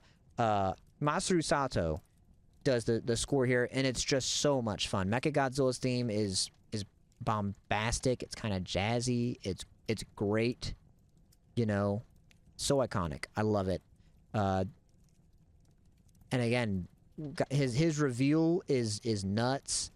You know, poor Anguirus though, he gets his jaw broken. Bless his heart. Poor little guy. He gets beat up pretty bad. He gets put in a bad shape. He walks away, but it's rough. It's rough. But Godzilla gets struck by lightning. That's a great thing. Godzilla is sometimes known for doing some real ass pulls, and this movie is maybe his biggest one. Prior to this, Godzilla had kind of an aversion to lightning, to an extent, right? He was adverse to electricity or lightning kind of powers. But to defeat Mechagodzilla, he kind of goes back to Monster Island for a bit, then goes back to fight Mechagodzilla, excuse me. But in between, he gets struck by lightning and gains magnetism. And he can pull Mechagodzilla to himself, and it's fantastic. It makes no sense. It doesn't have to. It's okay. That's one of the neat things with Godzilla is you'll find a weakness for Godzilla, but he'll patch it out. Nothing ever sticks. If you, especially like in later on, you know, they'll find like, oh, this weakness will take down Godzilla. He'll grow and go like, no, you gotta figure out something else. And I think that's a really fun character trait. Not so it's like, oh, he's invincible. A part of it is because like he is this ever looming threat, right? It's not about like, oh, I beat up Godzilla, we did it. It goes way beyond that. But here, he gets to be a magnet. And then this is one of the few movies that has a direct sequel in the Showa era. Mechagodzilla. Terror If I could say Mechagodzilla. one thing about Mechagodzilla, Yeah. Mechagodzilla, the villain of the picture, is the new Fretz. And he's a real bad Fretz. Much like we said about King Ghidorah earlier, here's something that can actually, possibly, for all that we know, defeat Godzilla. He seems just like, not only is he designed exactly for that purpose, but he's well equipped to do it. And the initial fights, it really seems like Godzilla is getting his ass whooped. No, absolutely. He is a force to be reckoned with, and it's not an easy fight whatsoever. No, it's incredible. It's an incredible It feels final like fight. a tangible threat, you know what I Yeah. mean? Like, so, for example, like, you gotta make your villain seem threatening. And they definitely pulled that off with Godzilla versus King Ghidorah and Godzilla versus Mechagodzilla. The threat is real. It's very, very real, and Mechagodzilla is just so cool. So cool here, because he's menacing. Mechagodzilla is really menacing, and you'd think like, oh, it's like just a robot, but he's not just a robot. He's a cool robot, which I know a thing or two about. It's just so cool. So cool, especially when the hands spin, where he does the missile fingers. The coolest thing. But Mechagodzilla returns, of course, in Terror Mechagodzilla, and it's like the exact opposite movie. Again, Ishiro Honda comes out of retirement, not really retirement, but he comes back to directing and directs this movie, and brings along his pal Akira Ifukube, because that's a part of the reason why Ifukube came back to direct was because Honda was back, and that was his favorite composer, which is why he does so many of his movies. But it's much sadder and kind of dark again. It's kind of dark. You know, they rebuild Mechagodzilla, and they introduce this new kaiju, Titanosaurus, and Dr. Mifune, this doctor who was ostracized. Although it doesn't make a lot of sense that everyone thought they were, you know, this is a big deal. Like, he gets laughed out of the scientific community because he believes in a dinosaur known as Titanosaurus living at the bottom of the ocean. Yeah. But this is also the world where we have all these other giant monsters and space aliens and all these other things. I feel like that's not a big stretch. But you know, I guess it was. That's a It's a pretty bridge too interesting far. because Titanosaurus is like, it's a real dinosaur name, but I believe, well, I'm not 100% sure, but in the 70s there, when this thing was made, they probably didn't have much of an idea what that dinosaur was or would have looked like, and maybe it's just like a guess on that. And to me, it looks a lot like a Spinosaurus, and it's an aquatic monster too. It swims in the ocean. Got this big sail on its back. Man, the big sail, I love it. It's Titanosaurus is such a neat looking kaiju, and the orange too, the orange coloration and all, and the way his scales look, it's great. And that laugh, The roar, The yeah, roar. his unique, really like. it's so it's kind of annoying, but I like it. But I like it, even if it is a little like Okay, I you gotta like keep it doing too. that. It's in the best way. Like It you is. know it's Titanosaurus when you hear that. It's like, ah, here we go. It's When you Titanosaurus. hear this guy. When you hear this guy. So now it's a 2v1, kind of like last time, but now Godzilla's on his own. He's got to fight against Titanosaurus and the newly rebuilt Mechagodzilla 2, which is the name of that character. Yes, you heard that right. Mechagodzilla 2 is the Showa iteration, rebuilt. Even though Heisei's Godzilla vs. Mechagodzilla 2 is the name of that movie, that character is technically never called that outside of the Pipeworks Godzilla games. Confusing, I know. Pedantic, incredibly. But it's true. It's true. But Mechagodzilla's back. He's tougher. It's a more sorrowful film, if that makes sense. It's not as fun. It is a lot of fun, but it's darker. It's darker. Shiro Honda really brings out. He's like, okay, we'll do the sci-fi story, but it's not gonna be happy. It's not quite a happy ending, and it's the shot with Godzilla like, walking into the ocean, in what would be the final Godzilla movie in the original run, is just beautiful. It's a beautiful shot, and it's just a good send off. Even if it wasn't intentionally the last Godzilla movie, there were plans to keep it going. But it just did not happen. Ultimately, it's a beautiful send-off for Godzilla, and I love that. I really do love It's a that. really nice way to wrap up the entire Showa series, Showa era. Yeah. And then we would take a 9-year hiatus between Terra Mechagodzilla and Return of Godzilla in the Heisei era.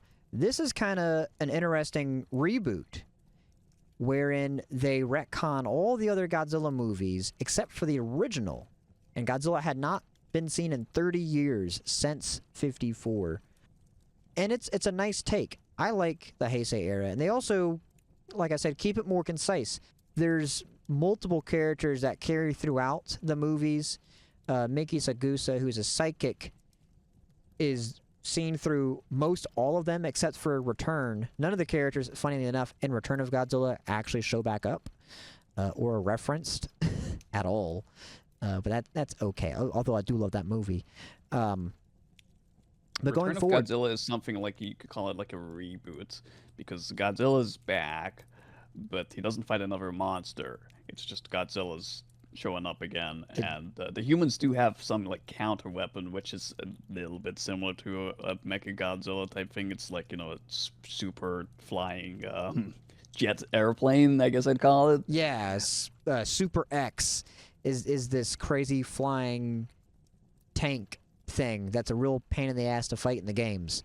But it does exist. It's really interesting though. Like I'm glad they went that route of we had to do something new because they didn't have another monster. No. And it's still just like humans got to stop Godzilla, but they weren't just sitting on their asses. You know what I mean? Like they came up with something. They had a plan. If Godzilla shows up again, here's our contingency plan. We've got now some stuff. Let's put it in place. We've got some stuff in our back pocket, And Godzilla is really kind of reset. He's really shown as a force of nature in this era, in the Heisei era, and he slowly develops more character going on. But in the beginning, for sure, he's definitely treated as a force of nature through and through. I love Return of Godzilla. It's a really good movie. I personally recommend sitting down and actually just watching all 7 of the Godzilla Heisei era movies, if to do so. But it's a lot of movies to watch. So to recommend a couple, the first one I would say that's really good to watch is Godzilla vs. Biollante. 1989's Godzilla vs. Biollante is... I know I kind of say it's a good bit, but this is seriously one of the best Godzilla movies maybe ever. It's so good. It's a very like sci-fi heavy movie because you have a clone, a plant-based clone of Godzilla because they take Godzilla DNA, cell. Godzilla's cell spliced with a rose, and it mutates into this hybrid monster known as Biollante, who's also possessed by the soul of Erika, Dr. Shinigami's daughter, who is the scientist who brought Biollante to life, trying to save his daughter because he believed his daughter's soul was in a rose. I'm not sure where that really came from, but he believed that, and it seemingly was the case, seeing as she's there somehow in Biollante. But there's this whole thing because Godzilla is a looming threat. There's bioterrorism. There's all these things. It's a great plot through and through, and the special effects are maybe some of the best in the franchise, especially with Biollante. Biollante is such an incredible looking kaiju, and physical prop because it's part puppet, part costume.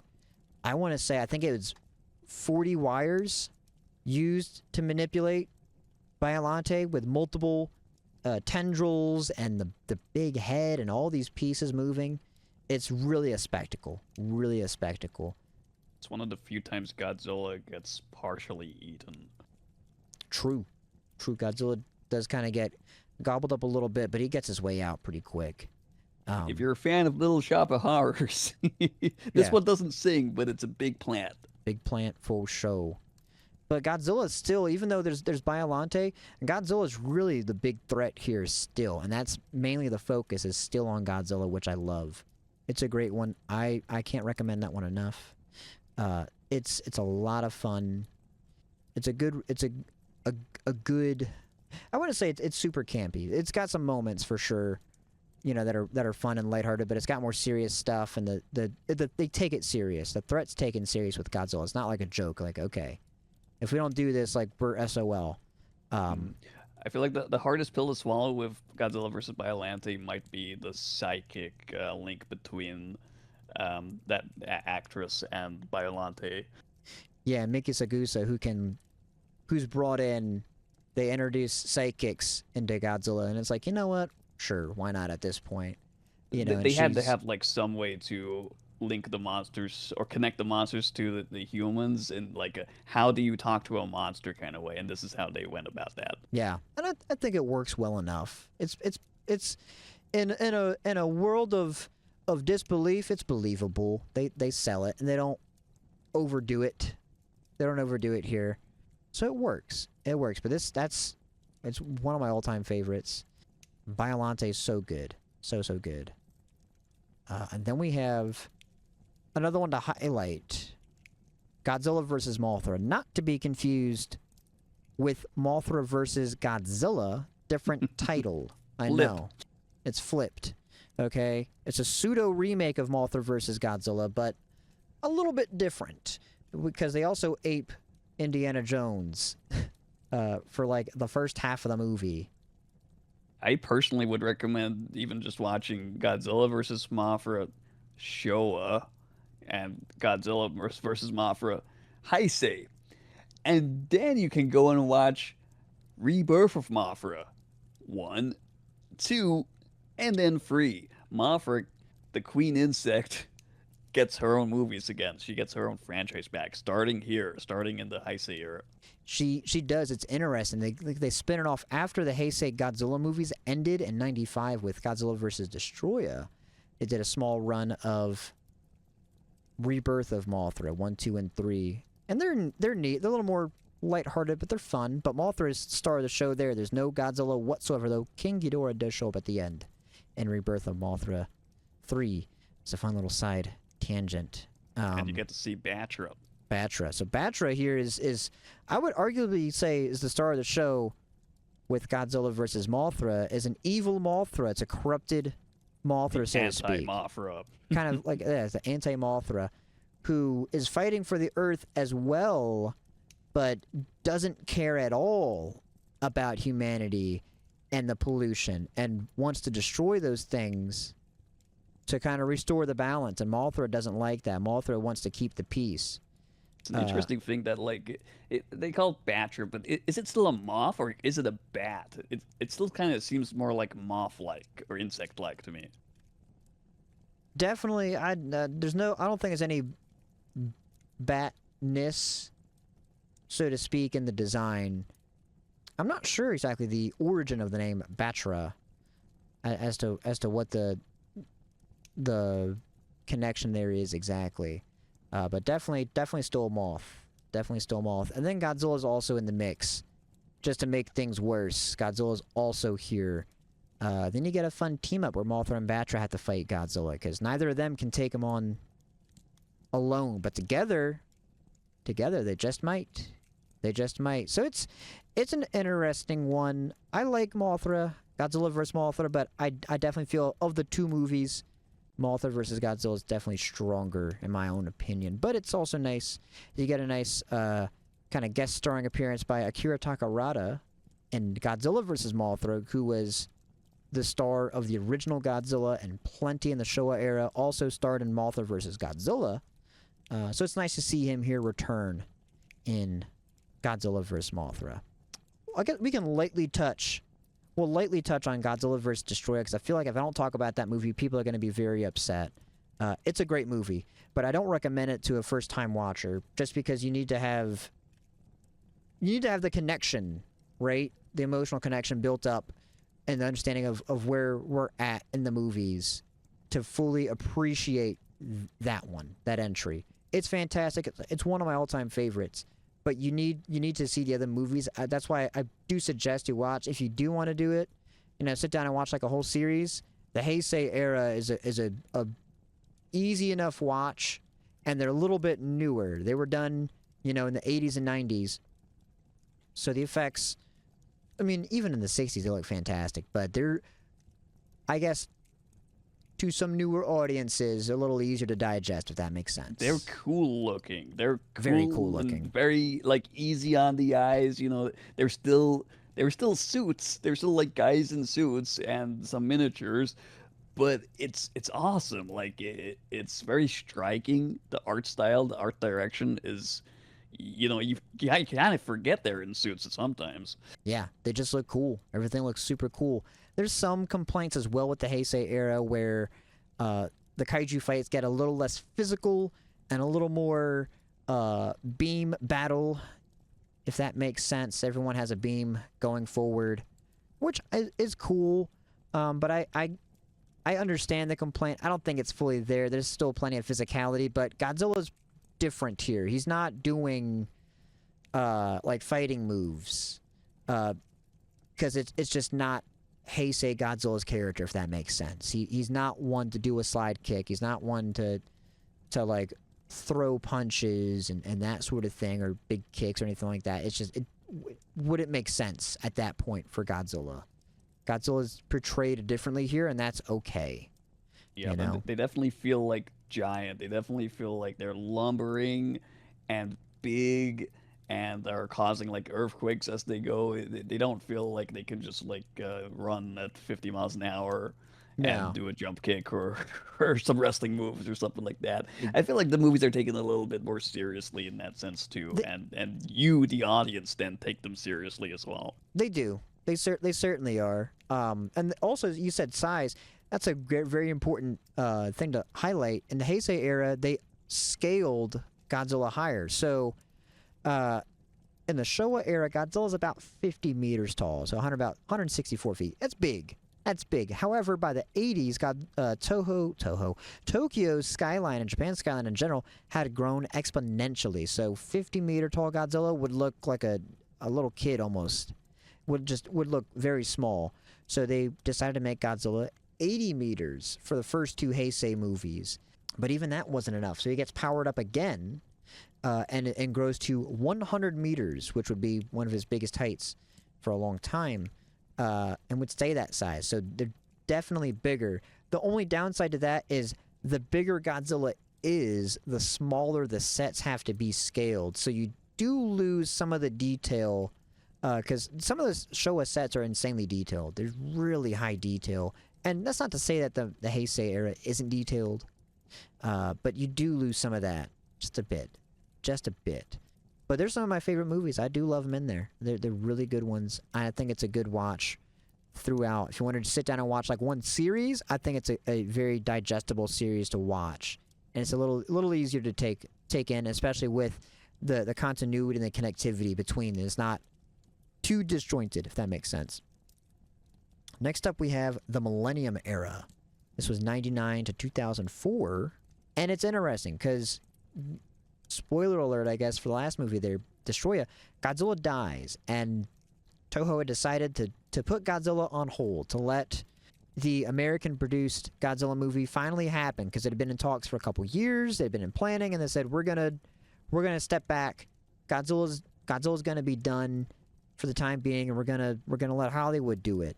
Yeah, it was really that TriStar movie that triggered another era of Godzilla to arise because basically that Godzilla '98 movie, love it or hate it, you know what? It's a fine movie on its own. Some fans don't like it. I Yeah, like it because personally, it was my entry point into Godzilla. It was like my gateway drug into the Godzilla no, franchise. If I hadn't had seen that, and growing up in the '90s, if I hadn't seen that, I probably wouldn't have then typed in Godzilla on my old like CRT boxy computer and seen what else is out there. no.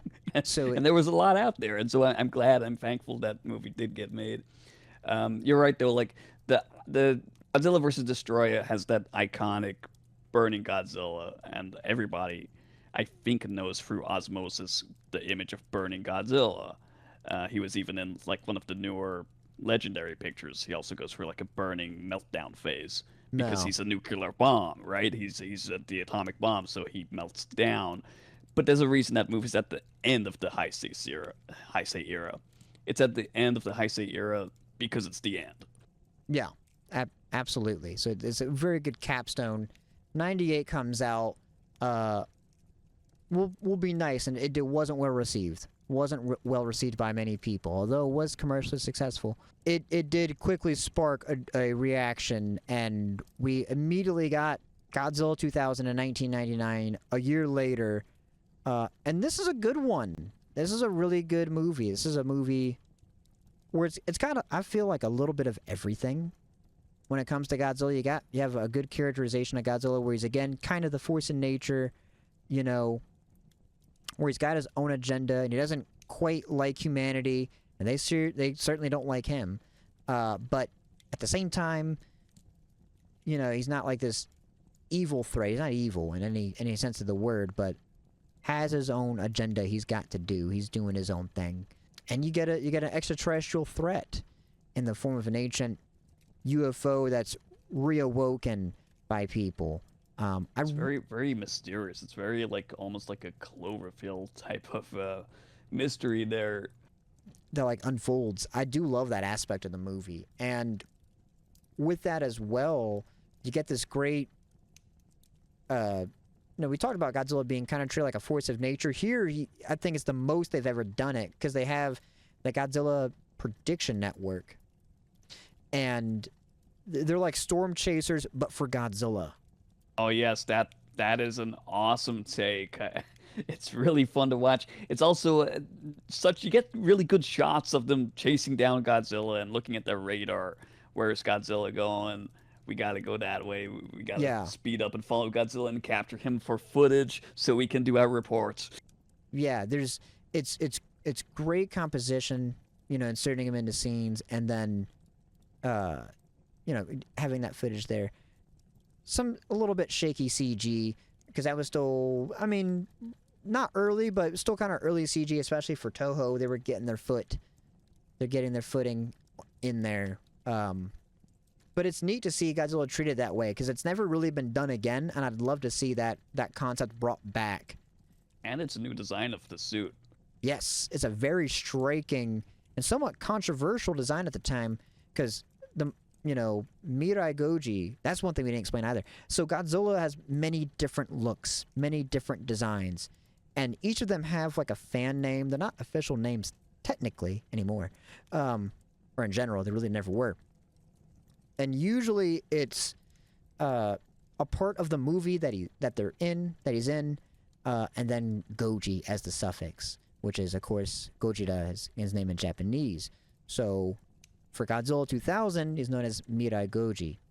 And it's just very, very different. Also, fun fact, the first time Godzilla was officially portrayed as green. A lot of people have this common misconception where Godzilla is green, because a lot of reptiles are green. The cartoon. The cartoon is green. Hanna-Barbera, old cartoon show, had him very green. Very green, right? Very, very green. Some of the toys also, like the Imperial Godzilla, I'm sure that was colored in green. Yep, Imperial Godzilla is green. The old Trendmasters Godzilla was green. They later changed him to a charcoal gray, charcoal gray / black. Well, it's really more like a black, but technically, I guess the color is charcoal gray, as they say, but black. But a lot of promotional material, some other posters, all sort of things always portray Godzilla as green, and the mind of a lot of people in like the public think Godzilla's green, but he's not green. Not until Godzilla 2000, where he's dark. He's green, very dark green, but it's green. In the daytime scenes, you can see there's way more green. At night, more darker. They would brighten the green up in the next movie, Godzilla vs. Megaguirus, where they used the same design, really cementing that Godzilla was green for the small time being. But then they kind of went back to charcoal gray afterwards. But Godzilla 2000, it's one of my favorites. It's also got a surprisingly really well put together dub produced by Sony. Even the director of the movie appreciates and likes the American recut because it does change some things. I still prefer the Japanese original, but that's one movie where you could really watch the dub and get a good enjoyment out of it. But it's fantastic, and you get a good monster fight with Orga, who's a new original kaiju. You don't see a lot of those, which I love. I love. It's very interesting. Orga is cool. Half the movie, you don't even realize that's a kaiju. You think that's some kind of UFO. Yeah, and then the alien, and it's very neat. And trying to adapt to Earth by using the Godzilla cells, because Godzilla is like the ultimate life form kind of on Earth, who can adapt to like anything, and so they want to adapt that to themselves. It's very interesting. That one is really, it gets high marks for me. A lot of people kind of sleep on Godzilla 2000. I feel like these days Godzilla 2000 holds up. Like I might even recommend that as like if you had to pick a one movie, possibly it would be Godzilla 2000. I mean, you got some really nice scaling shots of Godzilla. Godzilla seems big, you know. That's not an easy thing to do in cinema. It's to make something seem like that huge. No, it's not. And the craziest thing is Godzilla is actually smaller here. He's goes back down to 55 meters. A lot of people forget that. He's not as big as he was in the Heisei era. There's a lot of shots of Godzilla in the distance. There's like some close-up shots. There's some like looking up at him from street level. There's a lot of good shots here. It really sets the scale, and it really makes Godzilla feel larger than life. One thing I forgot to mention, unlike the Heisei era, the Millennium era, they're largely separate. Each movie is kind of its own separate continuity with no real connectivity between one another. I have to double check my count. It's like, I don't know why I can't keep track of that. It's like they stopped making those movies. Like, you'd think you would know the number by now. GMK, 6 movies. Excuse me, 6 movies in the Millennium era. The second Mechagodzilla duology, the Kiryu saga we talked a little bit about earlier, those movies are directly connected. But outside of that, the movies share no continuity whatsoever. But Godzilla 2000 is really fun. It's a really good movie, and I think that's a good way to say it's fun. It's not one that'll rock the boat, and I don't think it would necessarily... I don't know if it brings anything new to the table, but I don't think it needed to, and it needed to be a true, authentic Godzilla in a time when we had seen not that. And yeah, it does that was definitely perfectly. the response from Toho to say like, that was a good movie you made there, but if you want to make a Godzilla movie, This is how it's done. how you do it. This is how you do it. Yeah. And of course, we can't talk about Millennium without talking about GMK. We gotta talk about GMK, Godzilla. If you remember me mentioning earlier Godzilla as a horror monster, like he's a horror antagonist, almost like a slasher villain, this is GMK Godzilla. I mean, also again in Final Wars, but GMK, he's got the white eyes. Music, the score is just incredible. And he's a killing machine. Godzilla is he's taking names. He's no mercy. He's got anything he comes across, destroyed. Yeah. And this one is interesting. They introduce a lot of supernatural aspects that really hadn't been explored thoroughly in Godzilla. There's a lot of supernatural aspects here. Godzilla is possessed by the spirits of the souls who were tormented during World War II, and is taking revenge on their behalf. Well, you have these Super evil Godzilla. Yeah. He's definitely like he's not the good guy in this one. Not in the least. Oh, sorry. The movie's title is Godzilla, Mothra, King Ghidorah, Giant All-Out Monsters Attack. However, that's a mouthful, so everybody just calls it GMK instead. And so, but there's 4 guardian spirits that are kaiju that are to protect Japan against, you know, the sort of evil threat that has to take out Godzilla. I did say 4, even though the movie's title has 3. Number 4 is Baragon. Baragon's great, but Baragon doesn't get name credit in the title. Unfortunately, he doesn't get that, but that's okay. We do love Baragon though. He's on the cover. He's on the cover, but he. I mean, the movie title's long enough. If we called it Godzilla, Mothra, Baragon, King Ghidorah, Giant All-Out Monsters Attack, does it? You know that? No. Sorry, Baragon. You're in the movie Really at least. I gotta talk about the music for this because the score is one of my all-time favorite Godzilla scores. I can just listen to that soundtrack and it's menacing, and it's not the famous one by Akira. It's totally original, and it really reflects the tone of the movie, like how freaking menacing Godzilla is in this thing. Absolutely, they sell it. They sell it so much.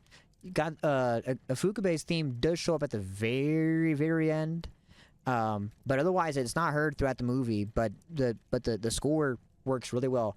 The director Shusuke Kaneko, also famous for directing the Heisei Gamera trilogy, which are maybe some of the best tokusatsu movies out there. Period. Did this one, and it shows. It shows. He cooked. This is a fantastic movie. It's kind of a different interpretation of Godzilla, you know, with the supernatural aspect, and him being like just a straight villain. He's a real mean sumbitch, all right, through and through. But so cool. I love this movie. It's fantastic. I love that suit design. The suit white design. eyes. I've got a figure of that. I've got the was it Bandai? I've got a figure of this, and it's still in the plastic because Oh. I don't want to take it out, and it's amazing. I had it up on my wall for a while. I gotta put that one back on display. I moved house recently, so everything's packed up still. I see. It's one of the best. It's so cool. The design is fantastic though, because it kind of, you know, it kind of resets a little bit, because again, this is after Godzilla 2000. The look is somewhat similar to like the Heisei Godzilla and some of the prior Godzillas, but the white eyes just shows like he means scary. business, and is scary, right? With the pupil, with no pupils, no nothing. It's like, whoa, this is unnatural. Yeah. You know, it's like unnatural. You've and seen he's big. Thick. he stops in that road and he like growls at the people, and he looks at them, and he like narrows his eyes like, I'm gonna squash you guys. You know, it's just he's evil Godzilla again. He's on a mission. He's on a hunt. And the scene with the girl in the hospital, oh my god, with the tail, so good, so good. Where you do this fake out like, he didn't kill her, and then he goes back and does it anyway. He's spiteful. It's a very spiteful guy. Also, there's a little jab here at 98 in the very beginning. You blink and you miss it. This little reference, which is funny. But this one's very, very good. I love Godzilla, Mothra, King Ghidorah, Giant All-Out Monsters Attack.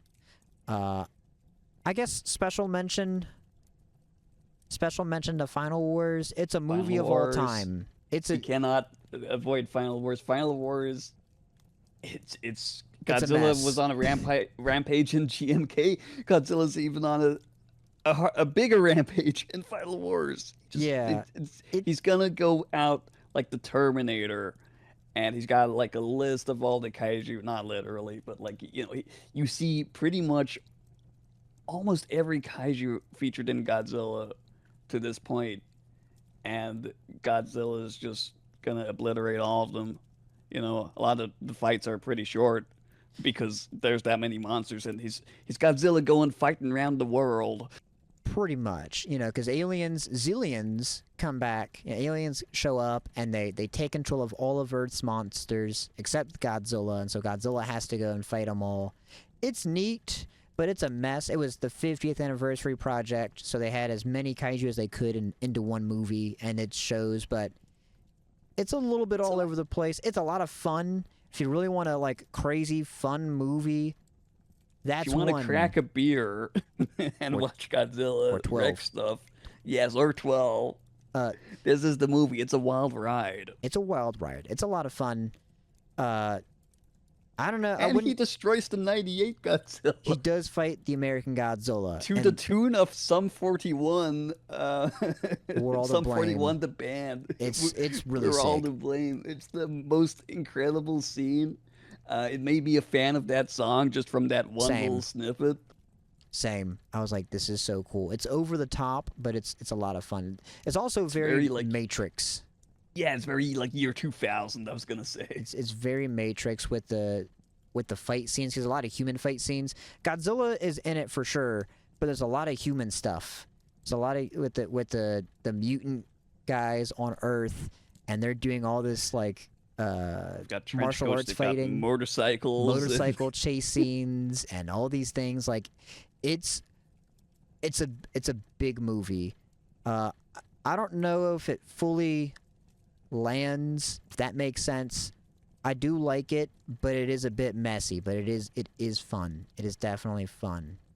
And of course, the Kiryu duology. We talked a little bit about them. They're fantastic movies. They're fantastic. My hot take: a smidge overrated. Now, people are going to be real upset. You can be upset all you want, but they're a little overrated. But I like them. They're really good. A lot of people like those movies, and you can't go wrong with them. You can't go wrong with them. But that's the Millennium Era. Then we go into the Dark Ages. Then There's there was nothing. nothing. There was nothing. We just played our Pipeworks games over and over again and watched these movies again and again. Yeah, watch the same movies until something happened, and then we got 2014. But we're going to talk about the MonsterVerse last. We're going to skip to the Reiwa era, because there's only 2 movies right now released from Toho Shin themselves. And -1. -1. Soon to be, there's going to be soon -0, but we're not there yet. We're not there yet. Later this year, as of this recording, we're going to see -0. Very excited for that. And they're both very different movies, but they're both fantastic. They're pretty easy recommendations, and a lot of people will tell you that those are like the 2 to go to. I disagree to that extent. They're great movies. I love both movies, but I'll say this: they don't fully encapsulate all there is to Godzilla. They tell a very specific iteration of Godzilla, which is To me, great. they're both like dark movies again. They're almost like direct sequels or new interpretations of the original Godzilla from the 50s. Absolutely.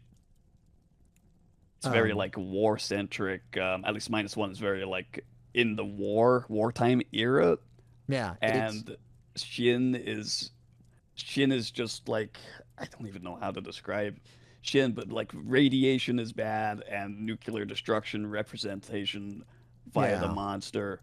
So it's basically it brings it all back to that darker time, the dark representation. Godzilla is the force of nature and equivalent to an atomic bomb. Yeah, it's like it's both of those things.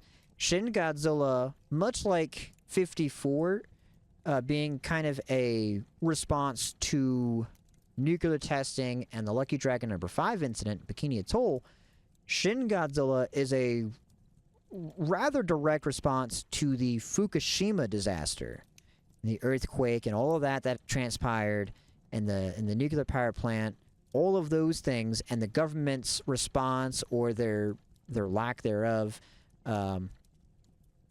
It's very much a dig and a critique of that, There's a lot of bureaucracy scenes in Shin of people just like failing to do their job. failing to do their job. But it's something you see a lot in real life with real life emergencies. I think if you've been through one or you know one that's happened nearby and you've like really watched it happen, you can go, okay, you know, you can relate to that movie to an extent and go, okay, I see exactly what's going on. And you have this up and coming younger generation coming through and saving the day kind of by just being go-getters and going around the red tape and saying, no, we're gonna get the work done. We don't care about all the procedure. We don't care about the bureaucracy of we got to talk to this committee to get this form, to get this, to get that. Like, people are in danger. People are dying. We've got to do something, and it's up to us or no one's going to do it. So we're going to do it, you know? So it's also, again, a very human story. It's fantastic. Directed by Hideaki Anno and Shinji Higuchi. Of course, Anno known best for his anime work, especially Evangelion. Definitely brings a lot of that in there, but he's also he's a huge Godzilla fan, huge Toku fan. It's definitely an inspiration on his other works, and so that kind of bleeds in here, which is fun. It's a good movie. It's really good. It's definitely more serious, and it plays a bit more like a disaster, I guess. Once again, Yeah, but it's definitely not as fun as like some of the other Godzilla movies. So it's a little drawn out, I would say. Like if you sit down to watch this and you expect like, yeah, Godzilla's gonna fight another monster. Well, no, he doesn't do that. There's no Mothra. There's no like fun stuff. It's really just like you're watching people take phone calls and then you see Godzilla destroying the city. No. And you feel like, oh God, there was Godzilla, which is how you should feel sometimes when you see Godzilla. Yeah, because I got the pleasure to watch Shin Godzilla in theaters when it first came out. They did a limited screening, and I got to see it. And when the atomic breath scene happens, everybody was shocked in the theater. It wasn't a huge theater, but everybody was shocked. Everyone was like appalled. Wow. Because it's just an insane scene. You're like, oh wow, this is a terrible thing. It's like watching a tragedy. That's the exact opposite. Like when I saw 2014 in theater, I know we're not talking about that yet, but yeah, 2014 when Godzilla finally uses his atomic blast, and everybody was clapping. I had that experience, and that's the polar opposite to what you experienced with Shin Godzilla. Yeah. Shin Godzilla, it's like, oh wow, I just witnessed this thing. It's terrible. It's really cool, but it's like, oh, all these people just died. The city's even in a worse state than it was. What are we even going to do? Can we even do anything to stop this? And it's like crushing. It's such a good scene. And there's still more of the movie. You still have to finish the fight. You still have to do it. It's fantastic. It is really good. I would agree that for some people, they're not going to like it because it's a lot of talking. It's a dialogue-heavy movie. You really got to pay attention. You should pay attention to every movie you watch, but one you really got to pay attention to. But there's a lot of scenes of just people in rooms talking, about how are you going to deal with the situation, but it works. It's able to work, but it can sometimes get bogged down a little bit.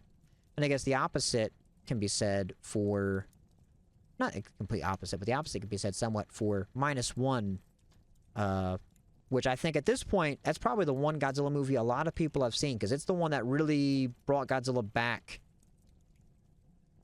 to the general audience in a different way, because obviously at this point we had the MonsterVerse for years now, but, those were just seen as like, Marvel tier kind of fun movies. This one had something to say, and it really reached a lot of people because it was just a phenomenon, absolute phenomenon, internationally. Because it was supposed to be a limited 3-day screening in the States, and it turned into over a month because people just kept going to see it. I know I saw it twice. I saw it once in normal theaters, once in IMAX, and then I saw it again when they showed it like a year later. I was like, I gotta go back and see Godzilla. It is really one of the best Godzilla movies out there. it's such a human story. You know, it's set probably the earliest a Godzilla movie has been set, where it's post war, and it's dealing with the Reconstruction era of Japan, and coming back from that. The main character Shikishima is just distraught. He suffers. My man, all he does is suffer. He does not get a win at all until like the end. They really pay a lot of attention to the technology of the time as well. Like, just it feels very much like you're watching a war movie. They've got the destroyers. If you're into like World War II stuff, Oh, you're gonna you're eat. probably gonna have a feast for your eyes here. Like I certainly did, and the aircraft as well. Like they use this Shinden aircraft. I believe it was the Shinden, and if you're a fan of aviation, there's some really good shots of the airplane, and they had a life size thing for the movie. It's really well done, and I used to fly that plane in Flight Simulator 10, so I was really pleased to see that being used. It's a little bit of a rare aircraft. Yeah, it was so cool. Um, Seeing that, because that was a plane that didn't even see service Yeah, in just the a war. prototype. Yeah, they had a couple prototypes, but it wasn't ever fielded, which was very impressive to see. It's very cool that they kind of brought that out. But it's such a human story about overcoming trauma and learning to grow, learning to love yourself again after all these things. You know, it I and I'll say it many times. I was like on the verge of tears like the entire movie. There's so many scenes where it's just like, oh my, it just hits so hard. Hits so hard, and I don't know if there's really, I mean, outside of maybe 54, it's like, and Destroy, that one I almost always cry every time at the end of that movie, but that's different. This one is such a good story. It's such a good story. But Godzilla, again, is a real threat. He's a real threat here, where he's less force of nature, and he's more a force of reckoning, where he's on a path of vengeance. Once again, this is one of the few times you actually see Godzilla get irradiated. Just a bit, but you see him get irradiated, and you see him really transform and be very different. And his atomic breath is treated very differently, where it's not like a beam of light or a laser or anything like that prior, or the heat ray. It's pretty much just a nuke. It's just a bomb, really. It charges up and it just huge detonation, insane destruction, and then he just leaves. And then he just leaves. But I love how they use Ifukube's scores woven in there with a lot of new pieces, but it really sells it. When Godzilla stepped into Tokyo and you see him there and they're playing the music, I'm like, this is it. This is peak. This is cinema. This is what I've wanted for years. And we hadn't gotten it. We hadn't gotten it, and I was like, we're finally here. It gave me definitely what I wanted out of a Godzilla movie, that I think a lot of people wanted out of a Godzilla movie that hadn't seen in a long time. Yeah, they definitely do the like wartime era, that generation of people and how they would react pretty much perfectly. Like they treat it seriously, they treat it like it's real, and they have that correct response. Like how would they try to like deal with this? How would the people of that time try to deal with a giant monster? Really, it should be in a dual feature. A hell of a dual feature would be Godzilla, the original, and -1. I think so. I think you need to make it clear as well that the movie never tries, because some people tried to say this, but I thought was very stupid. The movie doesn't glorify Imperial Japan whatsoever. Nobody, because a lot of the cast are veterans from the war in the movie, and no one likes the government. Nobody's like, oh yeah, it was great. Like, nobody's saying that. There's not even They're a just hint, people. a They're whiff of trying that. to survive. They're trying to help each other. They're Yeah. trying to defeat this like common threat. Yeah, they're trying to save their land, and they're not gonna get help. Once again, it's us or nobody, and everyone bands together, and it's just a beautiful thing, and everyone recognizes, like, we weren't doing good, but now we're fighting for something, worthwhile. And I think that's a really beautiful thing about the movie, and it really helps. It's really good. That's one that's an easy recommendation, but I guarantee a lot of people have seen it because a ton of people saw it. It's all over the place. It's the newest one. It's Newest the latest one. and it exploded everywhere. So it's an easy recommendation, but I guarantee a lot of people have seen it. A lot of people have seen that one. But if you haven't, what are you doing, right? Now to talk about MonsterVerse, and I saved it for last for a reason. Okay, I like them. They're good movies and they're fun. You know, it like I said earlier, Yoshimitsu Banno helped produce and get Godzilla back to the big screen, bring him back with 2014. Directed by Gareth Edwards, you know, new original kaiju with the Mutos. 2014 is awesome. Like I saw cool. it in the theater. The Mutos are cool. Like I feel like you know, a lot of people at the time, and possibly even still now, were saying there's not enough scenes of Godzilla in Godzilla, and it's true. They do that method of filmmaking where they hold back the reveal of the character design as much as they can. So you'd see like a little shot of Godzilla fighting on the TV, and then they'd cut away, or you'd see like his foot, and then they cut away, and it does work. It's like Jaws. You know, you don't see Jaws in a lot of the movie until the end. They try to do the same thing here.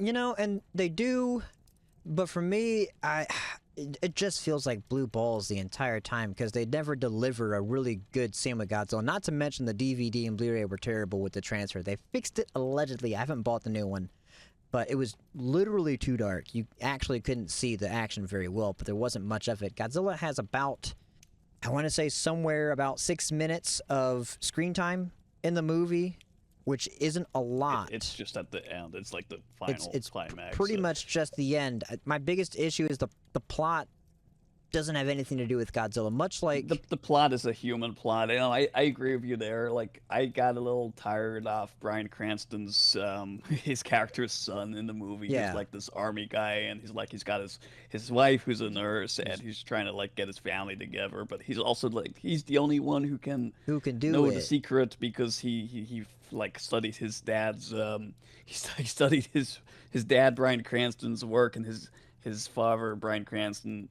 was studying Godzilla way back, and so he knows a bit more, and he's trying to get people to listen to him, like the generals, and they won't listen because he's just like a sergeant or a private or something such thing like that. And they're like, he's just some guy. He's a grunt. He don't know nothing. And then it's like, okay, he kind of knows something maybe. You know, my thing is, you know, the plot. You could remove Godzilla and very little changes from the movie. Like obviously, it's you almost still need Cloverfield. Godzilla. Like you know, Yeah. you don't see the monster. You really don't see the monster. And we all came to this theater to see the Godzilla. monster. Yeah, you know, a movie called Godzilla should be about Godzilla, and it just isn't. It's kind of like Godzilla versus Megalon, where Godzilla is irrelevant to most of the movie. It's Jet Jaguar's Bizarre Adventure, really. And I feel that same way here, where it's the boring guy and the Mutos, you know, and then it kind of devolves. My biggest issue with the MonsterVerse, because I want to like these movies and I want them to be good. I know a lot of people are like, oh, you just hate MonsterVerse, you hate it. I want them to be well, right? I want them to be really good. And I think it's smart to be critical of things you love. I think It's too a many fan's people duty to critique things. Yeah. Otherwise, like you know, because a lot of fans, and I see this a lot in like multiple fandoms. If it's got like that label on it, a lot of people will just eat it up and not stop and be like, wait a minute, this isn't like the thing that I liked. Yeah, It's the new one, and when it gets to that point, the consumerism is at a point where they can just sell you anything with that sticker on it, and it could be My Little Pony, and they could call it, you know, the new Star Trek or something, and people would be like, yeah, a new Star Trek, but it's really My Little Pony, and you see what I mean? Like it's getting to that point, and it makes it hard to like the thing that I like when it gets to that point. Yeah, well, a part of it is, you know, the MonsterVerse tries to set itself up as this cinematic universe, but there's zero direction or thought given to it. There are The like movies are expanded. disconnected. The movies are very disconnected. There's expanded universe things like comics and shows and such, but they don't try to connect those very well. The latest show, Monarch, does I've seen retcon. the first season of that now. At least I've Yeah. seen like half of the first season. I'm still Okay. watching it. They retcon some of the comics, right? Which isn't a big sin. It's not the end of the world. But if you're gonna try and build up this big multiverse universe thing, like, you've got to be consistent with it. But there's no direction whatsoever, and so and the director seat is a hot seat. It's back and forth constantly. You had Gareth Edwards for the first one. For the next Godzilla movie, you had Michael Dougherty, who was really good, but that movie didn't perform as well, so they got another director in. And then he did the Godzilla Kong.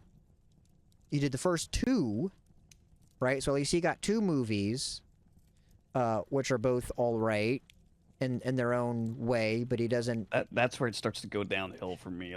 Same. The tones between the movies are just so totally different. It's whiplash. And, you know, from what we said about 2014, like not seeing Godzilla all that much, they do quite a lot of good things too, and the tone of the movie is probably the most positive thing I can say about it. A lot of people... 2014, it feels like, you know, serious big monster, disaster kind of movie, and then the next one is totally silly. It's totally like, it's a cool movie, but it's totally different tone than the previous one. Yeah, and you don't get that gradual shift the Showa era hacks. A lot of people say, oh, it's like Showa, but it's not, because they at least wrote the characters and have a story to tell, unlike some of these other ones. So it's tough to recommend as like a first time, like, oh, watch these ones. I just don't. I think if you want something that's Hollywood, that's fine, but Godzilla isn't Hollywood. Godzilla just isn't. Yeah, and I feel like a lot of the message is lost, like entirely. About Godzilla's being the atomic destructive force. It's not there, and they play Godzilla like, okay, I get that in Showa. You said like you want to root for the good guy, and Godzilla becomes the good guy, and they do too much of it here. I feel like Godzilla's not enough of a villain in any of these. He's too much like, I'm helping the humans, and there's like quite a few times where he's like next to the humans, and you almost expect him to be like giving them a thumb up and a wink. Yeah, well, and they go a little bit back and forth, because they make Godzilla kind of the villain in Verse Kong, and then X Kong, he's doing his own thing again, but they don't want to give Godzilla much character or character development. They kind of walk back his status in King of the Monsters, but it's not very concise. They don't have a good core direction with it, and I would really hope the next one's great, Supernova. I don't have high hopes. I'll still go watch it. I don't have high hopes either. I don't. I mean, I don't know if I'll see it in theater, quite honestly. Like, I saw Godzilla versus Kong in theater, and I've seen them all in theaters. I couldn't, like, I was a little disappointed. I really wanted to like it. Yeah. Okay, but it's a lot of like Kong's the star. I mean, Kong's cool and everything, but I'm a Godzilla fan first and foremost. And the plot was, I don't know what the plot was. They go inside the Hollow Earth. There's monkeys. There's like other apes. There's Shimo, who I thought Shimo, like, you know, I saw the toy, the design of Shimo before the movie came out. Like, they revealed it through the toy. And I was like, oh, that looks something interesting. That could be like an Anguirus. And they said it was like a frost monster or the oldest kaiju. And I'm like, that's going to be epic. And then in the movie, it's just like, oh, whatever, it's Shimo. Kind of like kind of like a side note. It's a like, throwaway thing. Yeah. It's a little pet for the villain ape to ride around on. Yeah, for the angry orangutan guy. Yeah, you get... Because that's something that is an odd complaint. People are like, oh, we want less human scenes and more monster scenes. Like, I want more monster stuff, but you need good human drama and good writing, good characters to make a good movie. You can't just have monsters doing monster things. It's not going to be much of a movie at that point. That's why, you know, you look at like the YouTube videos and things that people make, you know, which is some good fun fan creations, but it doesn't make a lot of sense because it's just kaiju, and it's like, well, you know, you've got to have something that ties it together. And when the characters aren't interesting or compelling, you don't really care. And then you're watching Planet of the Apes, but the apes don't talk. because they're just banging rocks and sitting there doing You know what else nothing, it seems like? It seems like they you lose aged me. it down. Like they geared it for a younger audience. Like it really seems like they dumbed it down. But it's a worse thing to do because you shouldn't underestimate the intelligence of a younger person like a kid or 10-year-old or whatever. Like Exactly. they want a cool thing too. They don't want a silly thing. They want, so at least like from my perspective, Yeah. maybe I'm only speaking for myself, but when I was younger, I was like, yeah, I want the cool stuff. I want Fast and the Furious and like to be like the teenagers and snowboarding and all of this cool stuff, cool borders free. But No. this one, it seems like they took something that was a serious thing, like a Godzilla, and made it a cartoon. It's just a cartoon by this point. Even the human characters are cartoon in Th- Godzilla versus Kong. yeah. It's. It definitely does feel that way, and it's like, okay, what are we doing here? You get some. Everyone's a slapstick. Everyone's a comedian. And it's like we can't all be saying stupid jokes. Like someone has to kind of keep it together. It and same thing. The human characters, no one can say it's like a weird rule of two. No one's allowed to do more than 2 movies. I don't know if it's they don't want to pay the actors or they can't be bothered, but like not one human character sticks around for more than 2 movies, and that's true with the next one. I think the only actor returning is the guy who played Trapper, and X Kong is going to be in Supernova, which okay, I guess he wasn't my favorite character, but sure, maybe he can really, maybe he gets a great glow up here. Who knows? As the only guy left, but it just, I want them to be really great. I want them to be great, and I guess maybe it's not for me. Sure, right? It's I guess more the general audience, the MCU kind of people. Maybe they're getting a lot more out of it, and I think that's kind of what it is. Much like champagne has to come from France. Godzilla comes from Japan. There are things that I do think the MonsterVerse does pretty well. The monster designs are all right. I'm not the biggest fan of any of them, but they look okay. The sound design is really good. I like the sound design. I don't like the music. Junkie XL sucks. I'll say it. Junkie XL, no thanks. I'm glad he's not in the next one. He finally got I, fired. I That like the sumbitch. score from 2014. 2014 has a really good soundtrack. You can listen to it on Watergate Music. Uh 2014. I mean, it's not Junkie XL. It's not like pop no, music or rap that music was or anything like that. It's an actual composition yeah. score. It's Alex Desplat, if I remember correctly, and That's he's pretty. correct. Yeah. He's good, and Bear McCready's score in 2019 is great. He gets to throw in a Fuka-based theme. He takes a rendition on it, which is It's fun. also like the Blue Oyster Cult And Godzilla. Blue Oyster Cult's Godzilla song is finally officially with Godzilla in a capacity which is I really remember cool. walking out pretty happy from King of the Monsters. I like It's that. probably because of that music, to be honest with The you. music Like, really helped. I yeah, it wish. really helped. I think had they let Michael Dougherty cook, we could have gotten something really good. But they banished him because it didn't I do pretty well much enough, and I get it. I have big regrets that they even put Kong together with Godzilla, and I shouldn't be saying that because it is a good It match to have a King Kong versus Godzilla. They've done it before in the yeah, 60s, you and it know. was cool. And it just seems like they went really down the wrong path when it came to the script they chose and the theme and the tone of the movie just being so goofy. It's like a Disney cartoon. I don't know how they describe it. Yeah, right. Because you can have goofy stuff and you can have fun with it, but like you dumb it down too much, and it's like, all right, now I just feel kind of dumb. It's like, because it's one thing to make it for kids, but to be like demeaning almost. It's like okay, but it just Yeah, it's like they're talking down to you. It's like, oh, you're a almost dumb kid. You want to see this? We're here gonna you smash the go. monsters together. Here you go. Here you go. But I mean, people like it, and I think that's great. More power to you. Personally, I wouldn't say steer clear, but there's other movies I would watch. There's other movies I would watch, but there's some things I think they do all right, and I hope the next one's better. I hope to be proven wrong. I hope that Godzilla X Kong Supernova is cinema, is absolute cinema, knocks me on my ass, and is fantastic. Will that happen? I don't think so.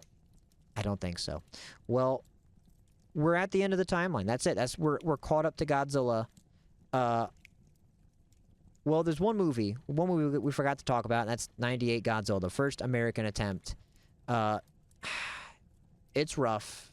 It's rough. That's It's one I directed by Roland Emmerich. and Dean Um, Devlin. Now, Roland Emmerich, when he made this movie, and I'm gonna go on the record here, I like this movie.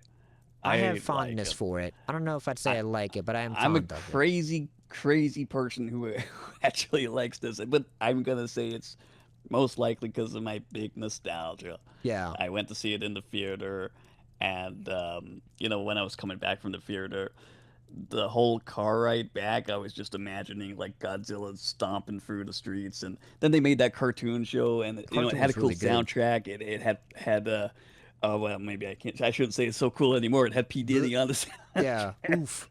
Oof. That Whoops. hasn't aged well, Yeah. but Not so at the much. time it was pretty cool. At the time they played it on like the music television, and it had Jimmy Page from Led Zeppelin, and doing that's hard to license. They had to pay him a lot of freaking money to get him to do that, to get him to sign off on his guitar riff and No.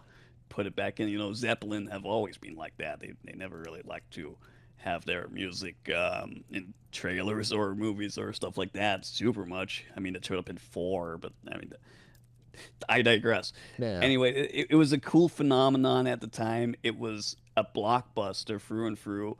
Roland Emmerich previously directed Stargate. I'm another fan of that movie, Yeah. And and Independence he Day. really and Independence Day, really huge blockbusters. And that dude really wanted to be the next Spielberg. Like especially he wanted to make a Jurassic Park of his own, because Jurassic Park was a big hit, and that was in '93. And you'll see if you watch Godzilla '98 and some of the Jurassic Parks back to back, like probably Lost World and Yeah. this, you'll see some of the same similar scenes, like the raptors cast a shadow on the wall in Jurassic Park, and the baby Godzillas do the same thing here in Godzilla '98. Exactly. To me, it's a fun blockbuster. It's not necessarily a Godzilla movie, and I think that's fair to say, but I enjoy it for what it is, and like it can be kind of be canonized in the Godzilla universe, because in Final Wars they do say like, oh, the Americans thought they had a Godzilla, but it wasn't really the Godzilla. It was just some other monster. Oh yeah, that was GMK when they throw that little thing out, that line. Ah, that's what I'm remembering. Yeah. And of course, Zilla, there, as fondly known to the fans as Zilla instead of Godzilla, gets blasted in Final Wars. Yeah. Yeah, absolutely. There's things that I would say, this is a really hot take, that Godzilla '98 does better than the MonsterVerse currently does. There's really two big ones. One is keeping the nuclear origin of Godzilla. So they change it to where, again, Godzilla is not a dinosaur in '98. Instead, he's a irradiated iguana in French Polynesia, because apparently the French had a nuclear program. I don't even know if that's true, but maybe not. Who knows? I don't. But it's still there. It is still there. In MonsterVerse, it's completely whitewashed out, lack of a better term, and Godzilla is just super dinosaur who just does that. He can just shoot atomic breath because he can, and he eats radiation, but he's just a dinosaur, really. The bomb was to kill him, and which is a neat concept, but it's like you're robbing a huge part of the character. You're robbing the origin of Godzilla out to try and make it more accessible to modern audiences or broader audiences, which I really don't like. I really don't like that. Even if it's a lighthearted movie, I think that still needs to be there somewhere. It's like having Batman not have his parents die. Like, if Batman was raised with both of his parents to adulthood, do you really have Batman? No, you don't. So '98 gets a good mark for that, because they keep it there. It's in there still. The other one is practical effects. A lot of people don't know this. Fun fact: there is a suit used for Godzilla in 1998. It's only used in 2 shots. And it's blink and you miss it. I think actually it might be 1 shot. mainly where Godzilla jumps through the building. That is a model building and someone in a Godzilla costume jumping through. That is a costume shot. And there's other animatronic scenes and a lot of model work. Roland Emmerich and Dean Devlin had a really good job with blowing up models. Like Independence Day is a super good looking movie. It's really cool when shit blows up. And the same thing here, when they blow up Madison Square Garden, it looks sick. You know? I really like the scene with the Chrysler building where they have the Apache helicopters, which also look fantastic, and they Also miss cool. Godzilla because he's cold-blooded. Yeah. And they blow up the Chrysler building, and the mayor is just like, "You blew up the Chrysler building. You did more damage than the damn monster." Yeah. Although that is also one of my criticisms in the movie, of course, is that Godzilla doesn't damage the city. It's just friendly fire the whole time, which is really dumb. But that's another tangent. But those are two things. It's interesting because Godzilla in this one is framed just as like an animalistic creature. Like essentially, it's like a big T-Rex. Just yeah, and in New York, just kind of cuz. So here those are two things though that 98 does better than the current MonsterVerse, and I would love to see either of those things somehow get adapted. And we're not going to. They're definitely going to continue to be CG movies, which is just that's how production is. That's just how production is. Although allegedly we're getting more practical stuff with -0, which I'm really excited about. I'm really excited about them having more practical effects in that movie. Because I think that's a big heart. I think it's a big part of Godzilla is being practical. You know, Eiji Tsuburaya helped pioneer a lot of special effects. So I think Godzilla should be practical. You know, other big Toku series like Ultraman and Kamen Rider still keep it practical. So it's really a shame that Godzilla is a more or less fully digital creature, fully digital movie. You know, when it comes to the effects stuff, I really hope they do more practical. No, I've said this before regarding other films and other movies, but basically, if you put something in front of the camera that's real, it's gonna look real. Yeah. Even if it's a model, it's still a real model. And you go, okay, it's real.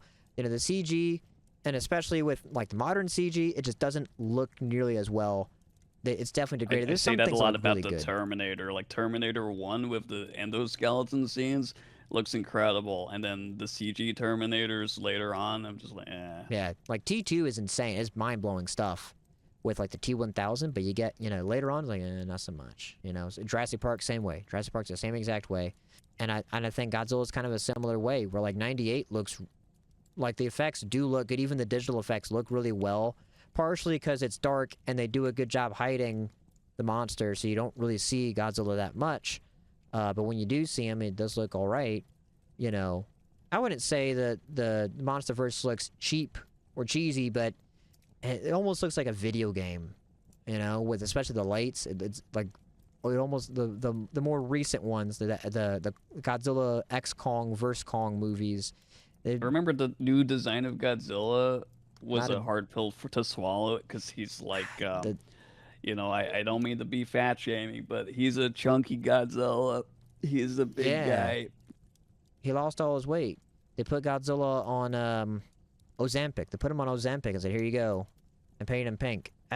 It's okay. Godzilla Evolved is all right. I It's mean, okay. I was kind of enjoying some of the scenes where he was doing some body slams, and I was like, oh, it's kind of like Godzilla 2000 again. Kinda, yeah. Kinda, but it was only kinda.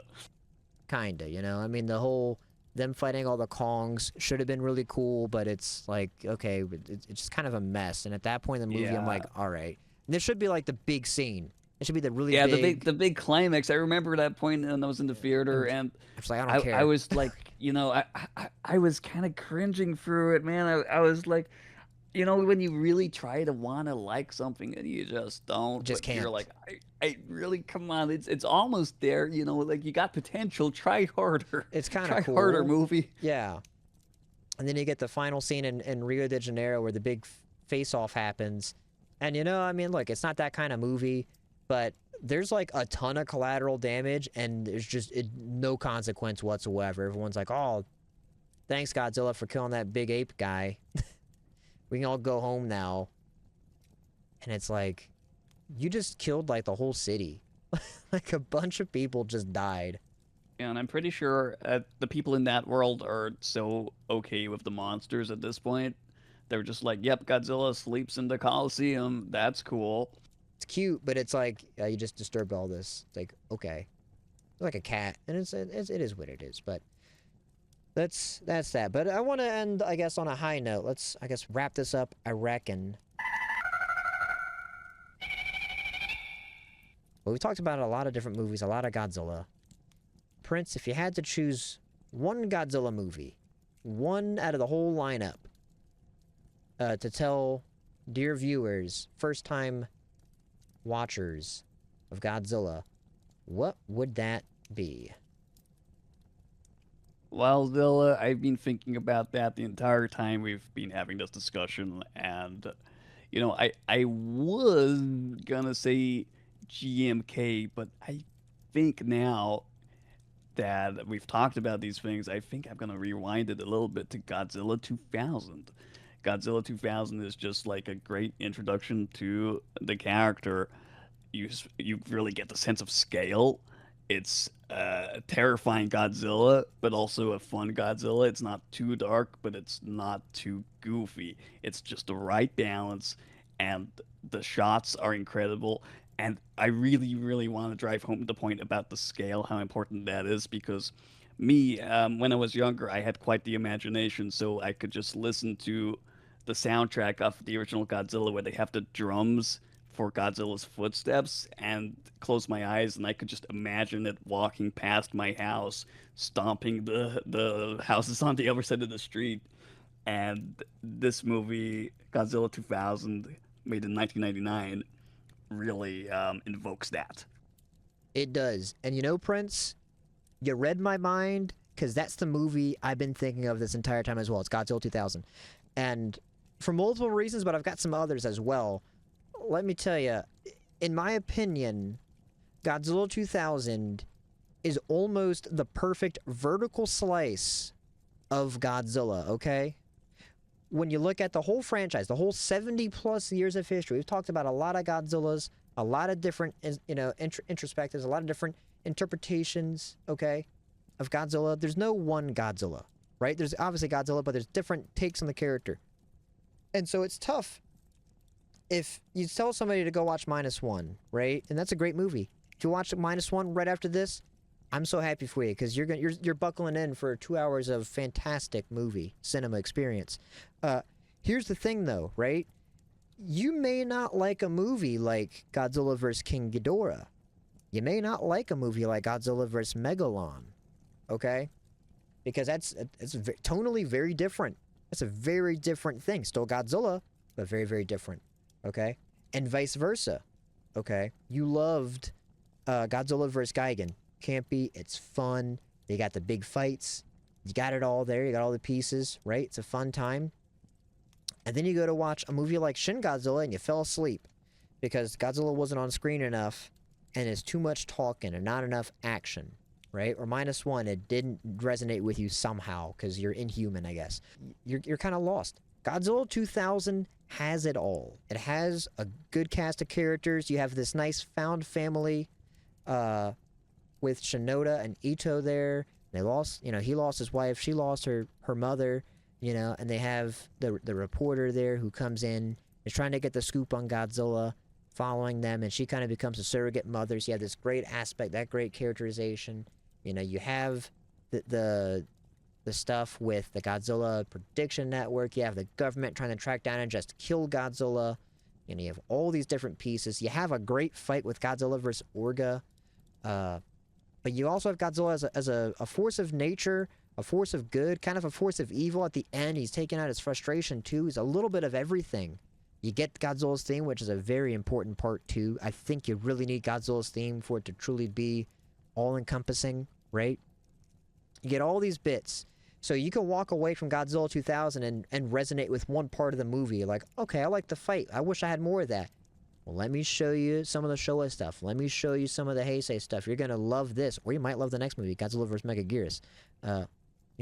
Or, hey, I really resonated with the drama parts. I really resonated with these characters or some of these beats. Watch this movie next. Watch -1. It'll knock your socks off, and it's going to be kind of more of what you want. Here's some other movies I can tailor to your tastes or anything in between. It's a great jumping point, if that makes sense. So I think it's a great conclusion you came to as well, my friend. Godzilla 2000 is I think the, dare I say, perfect entry point into Godzilla. Big minds think alike, Zilla. They certainly do. There's a few movies I guess I would say would be a terrible entry point, like maybe Godzilla's Revenge, right? There's a couple where I'd be like, that's a terrible movie to start with. There's plenty that I think would be good points, but I really think Godzilla 2000 is one where you can really sit down and you go like, yep, this is Godzilla. And even if you walked away, if that's the one Godzilla movie you watched, you never watched another Godzilla movie again, which would be a real shame. You could walk away and have an understanding of what Godzilla is, who he is, and you're like, okay, I get it now. I understand what you're talking about. When you mean Godzilla, you mean this. And also, it's a practical. It's a man in a suit. And no, not that stupid web series. It's practical effects. It's hard work and dedication being put into miniatures and model work. Some CG stuff too. You've got it all there though. But you said fantastic, great, beautiful cinematography. You know, some really great shots, really great composition, putting Godzilla into the real world, like long shots. And the human story with the storm chasers is actually quite like It's great. you know, you want your human story in any movie ever to be like something that the audience can relate to the characters and kind of take you along for the ride. Yeah. And This does that perfectly. it does it perfectly. They're all very relatable. You can resonate with all the people on the screen. You have a good human villain too, with Katagiri, who's running the government agency, who is trying to take out Godzilla. But even then, he's not just this mustache-twirling evil villain. He's also a human still, and he's like, this is the best interests for the country and people's safety. We need to take out Godzilla because he's tearing up things. We can't have that, you know. So it's this fantastic thing there, and the drama between the characters, and it's also a little lighthearted. It gets plenty serious, and there's plenty of serious scenes, but it's also plenty lighthearted too. You know, there's some jokes, there's some slapstick bits here and there, you know. And the dub, I said it earlier, the dub is well done. Sony did a good job with it, you know. So if you're a dub watcher, you can't watch it subtitled, or you don't want to watch a subtitled movie, Godzilla 2000 is a movie you can sit down and watch, and you go, all right, I can watch it in the dub, I can watch it in the sub. And I want to say it's still fairly accessible. I think Godzilla 2000 is still in print, because there's some movies that are very hard to get a hold of officially on Blu-ray or DVD or other formats. It's very hard to get a hold of. Yeah, you can rent it from Amazon Prime. You can watch it on YouTube. Let's see. Can I buy a Blu-ray copy of this movie? I think so, because I think Sony still has it. Yeah, you can still buy it. $11, $12 for Godzilla 2000. You can spare Got it right there. $12 for Godzilla, can't you? Can't you? Or $2.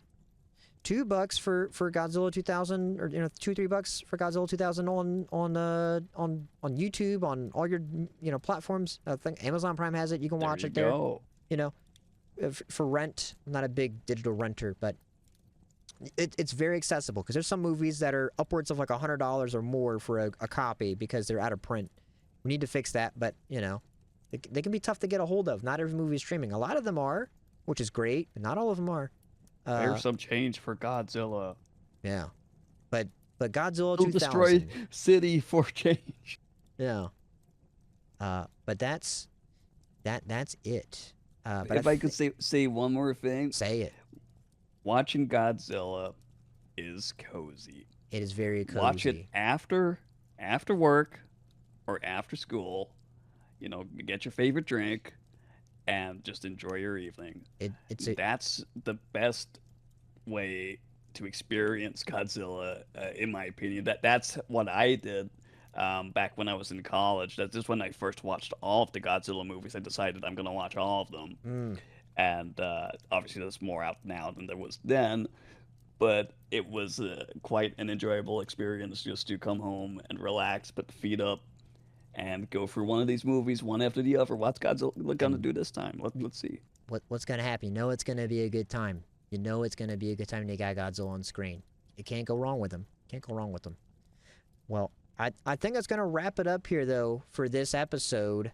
We went a little over time, but that's okay. I think we were bound to go over time It's gonna happen. You're talking Godzilla, you're gonna go over time. It's gonna happen, and there's so much to talk. And we didn't even scratch the surface. We didn't talk about half of the movies. We had a longer we could list. honestly, We yeah, cut we a could lot of talk movies. about each movie individually for like at least in the runtime of the movie itself. We could Easily. probably like commentate over the Easily. movies. It'd be kind of fun, honestly. It'd be kind of fun. But that's it. That's it. Prince, thank you so much for coming on the show. We're gonna have to do it again. Definitely Thank gonna you, have to have Zilla. you on. Is there anything you wanna shill or anything? Or, you know, what are you gonna be doing next? Where are you gonna be? I know obviously you're on Twitch a lot.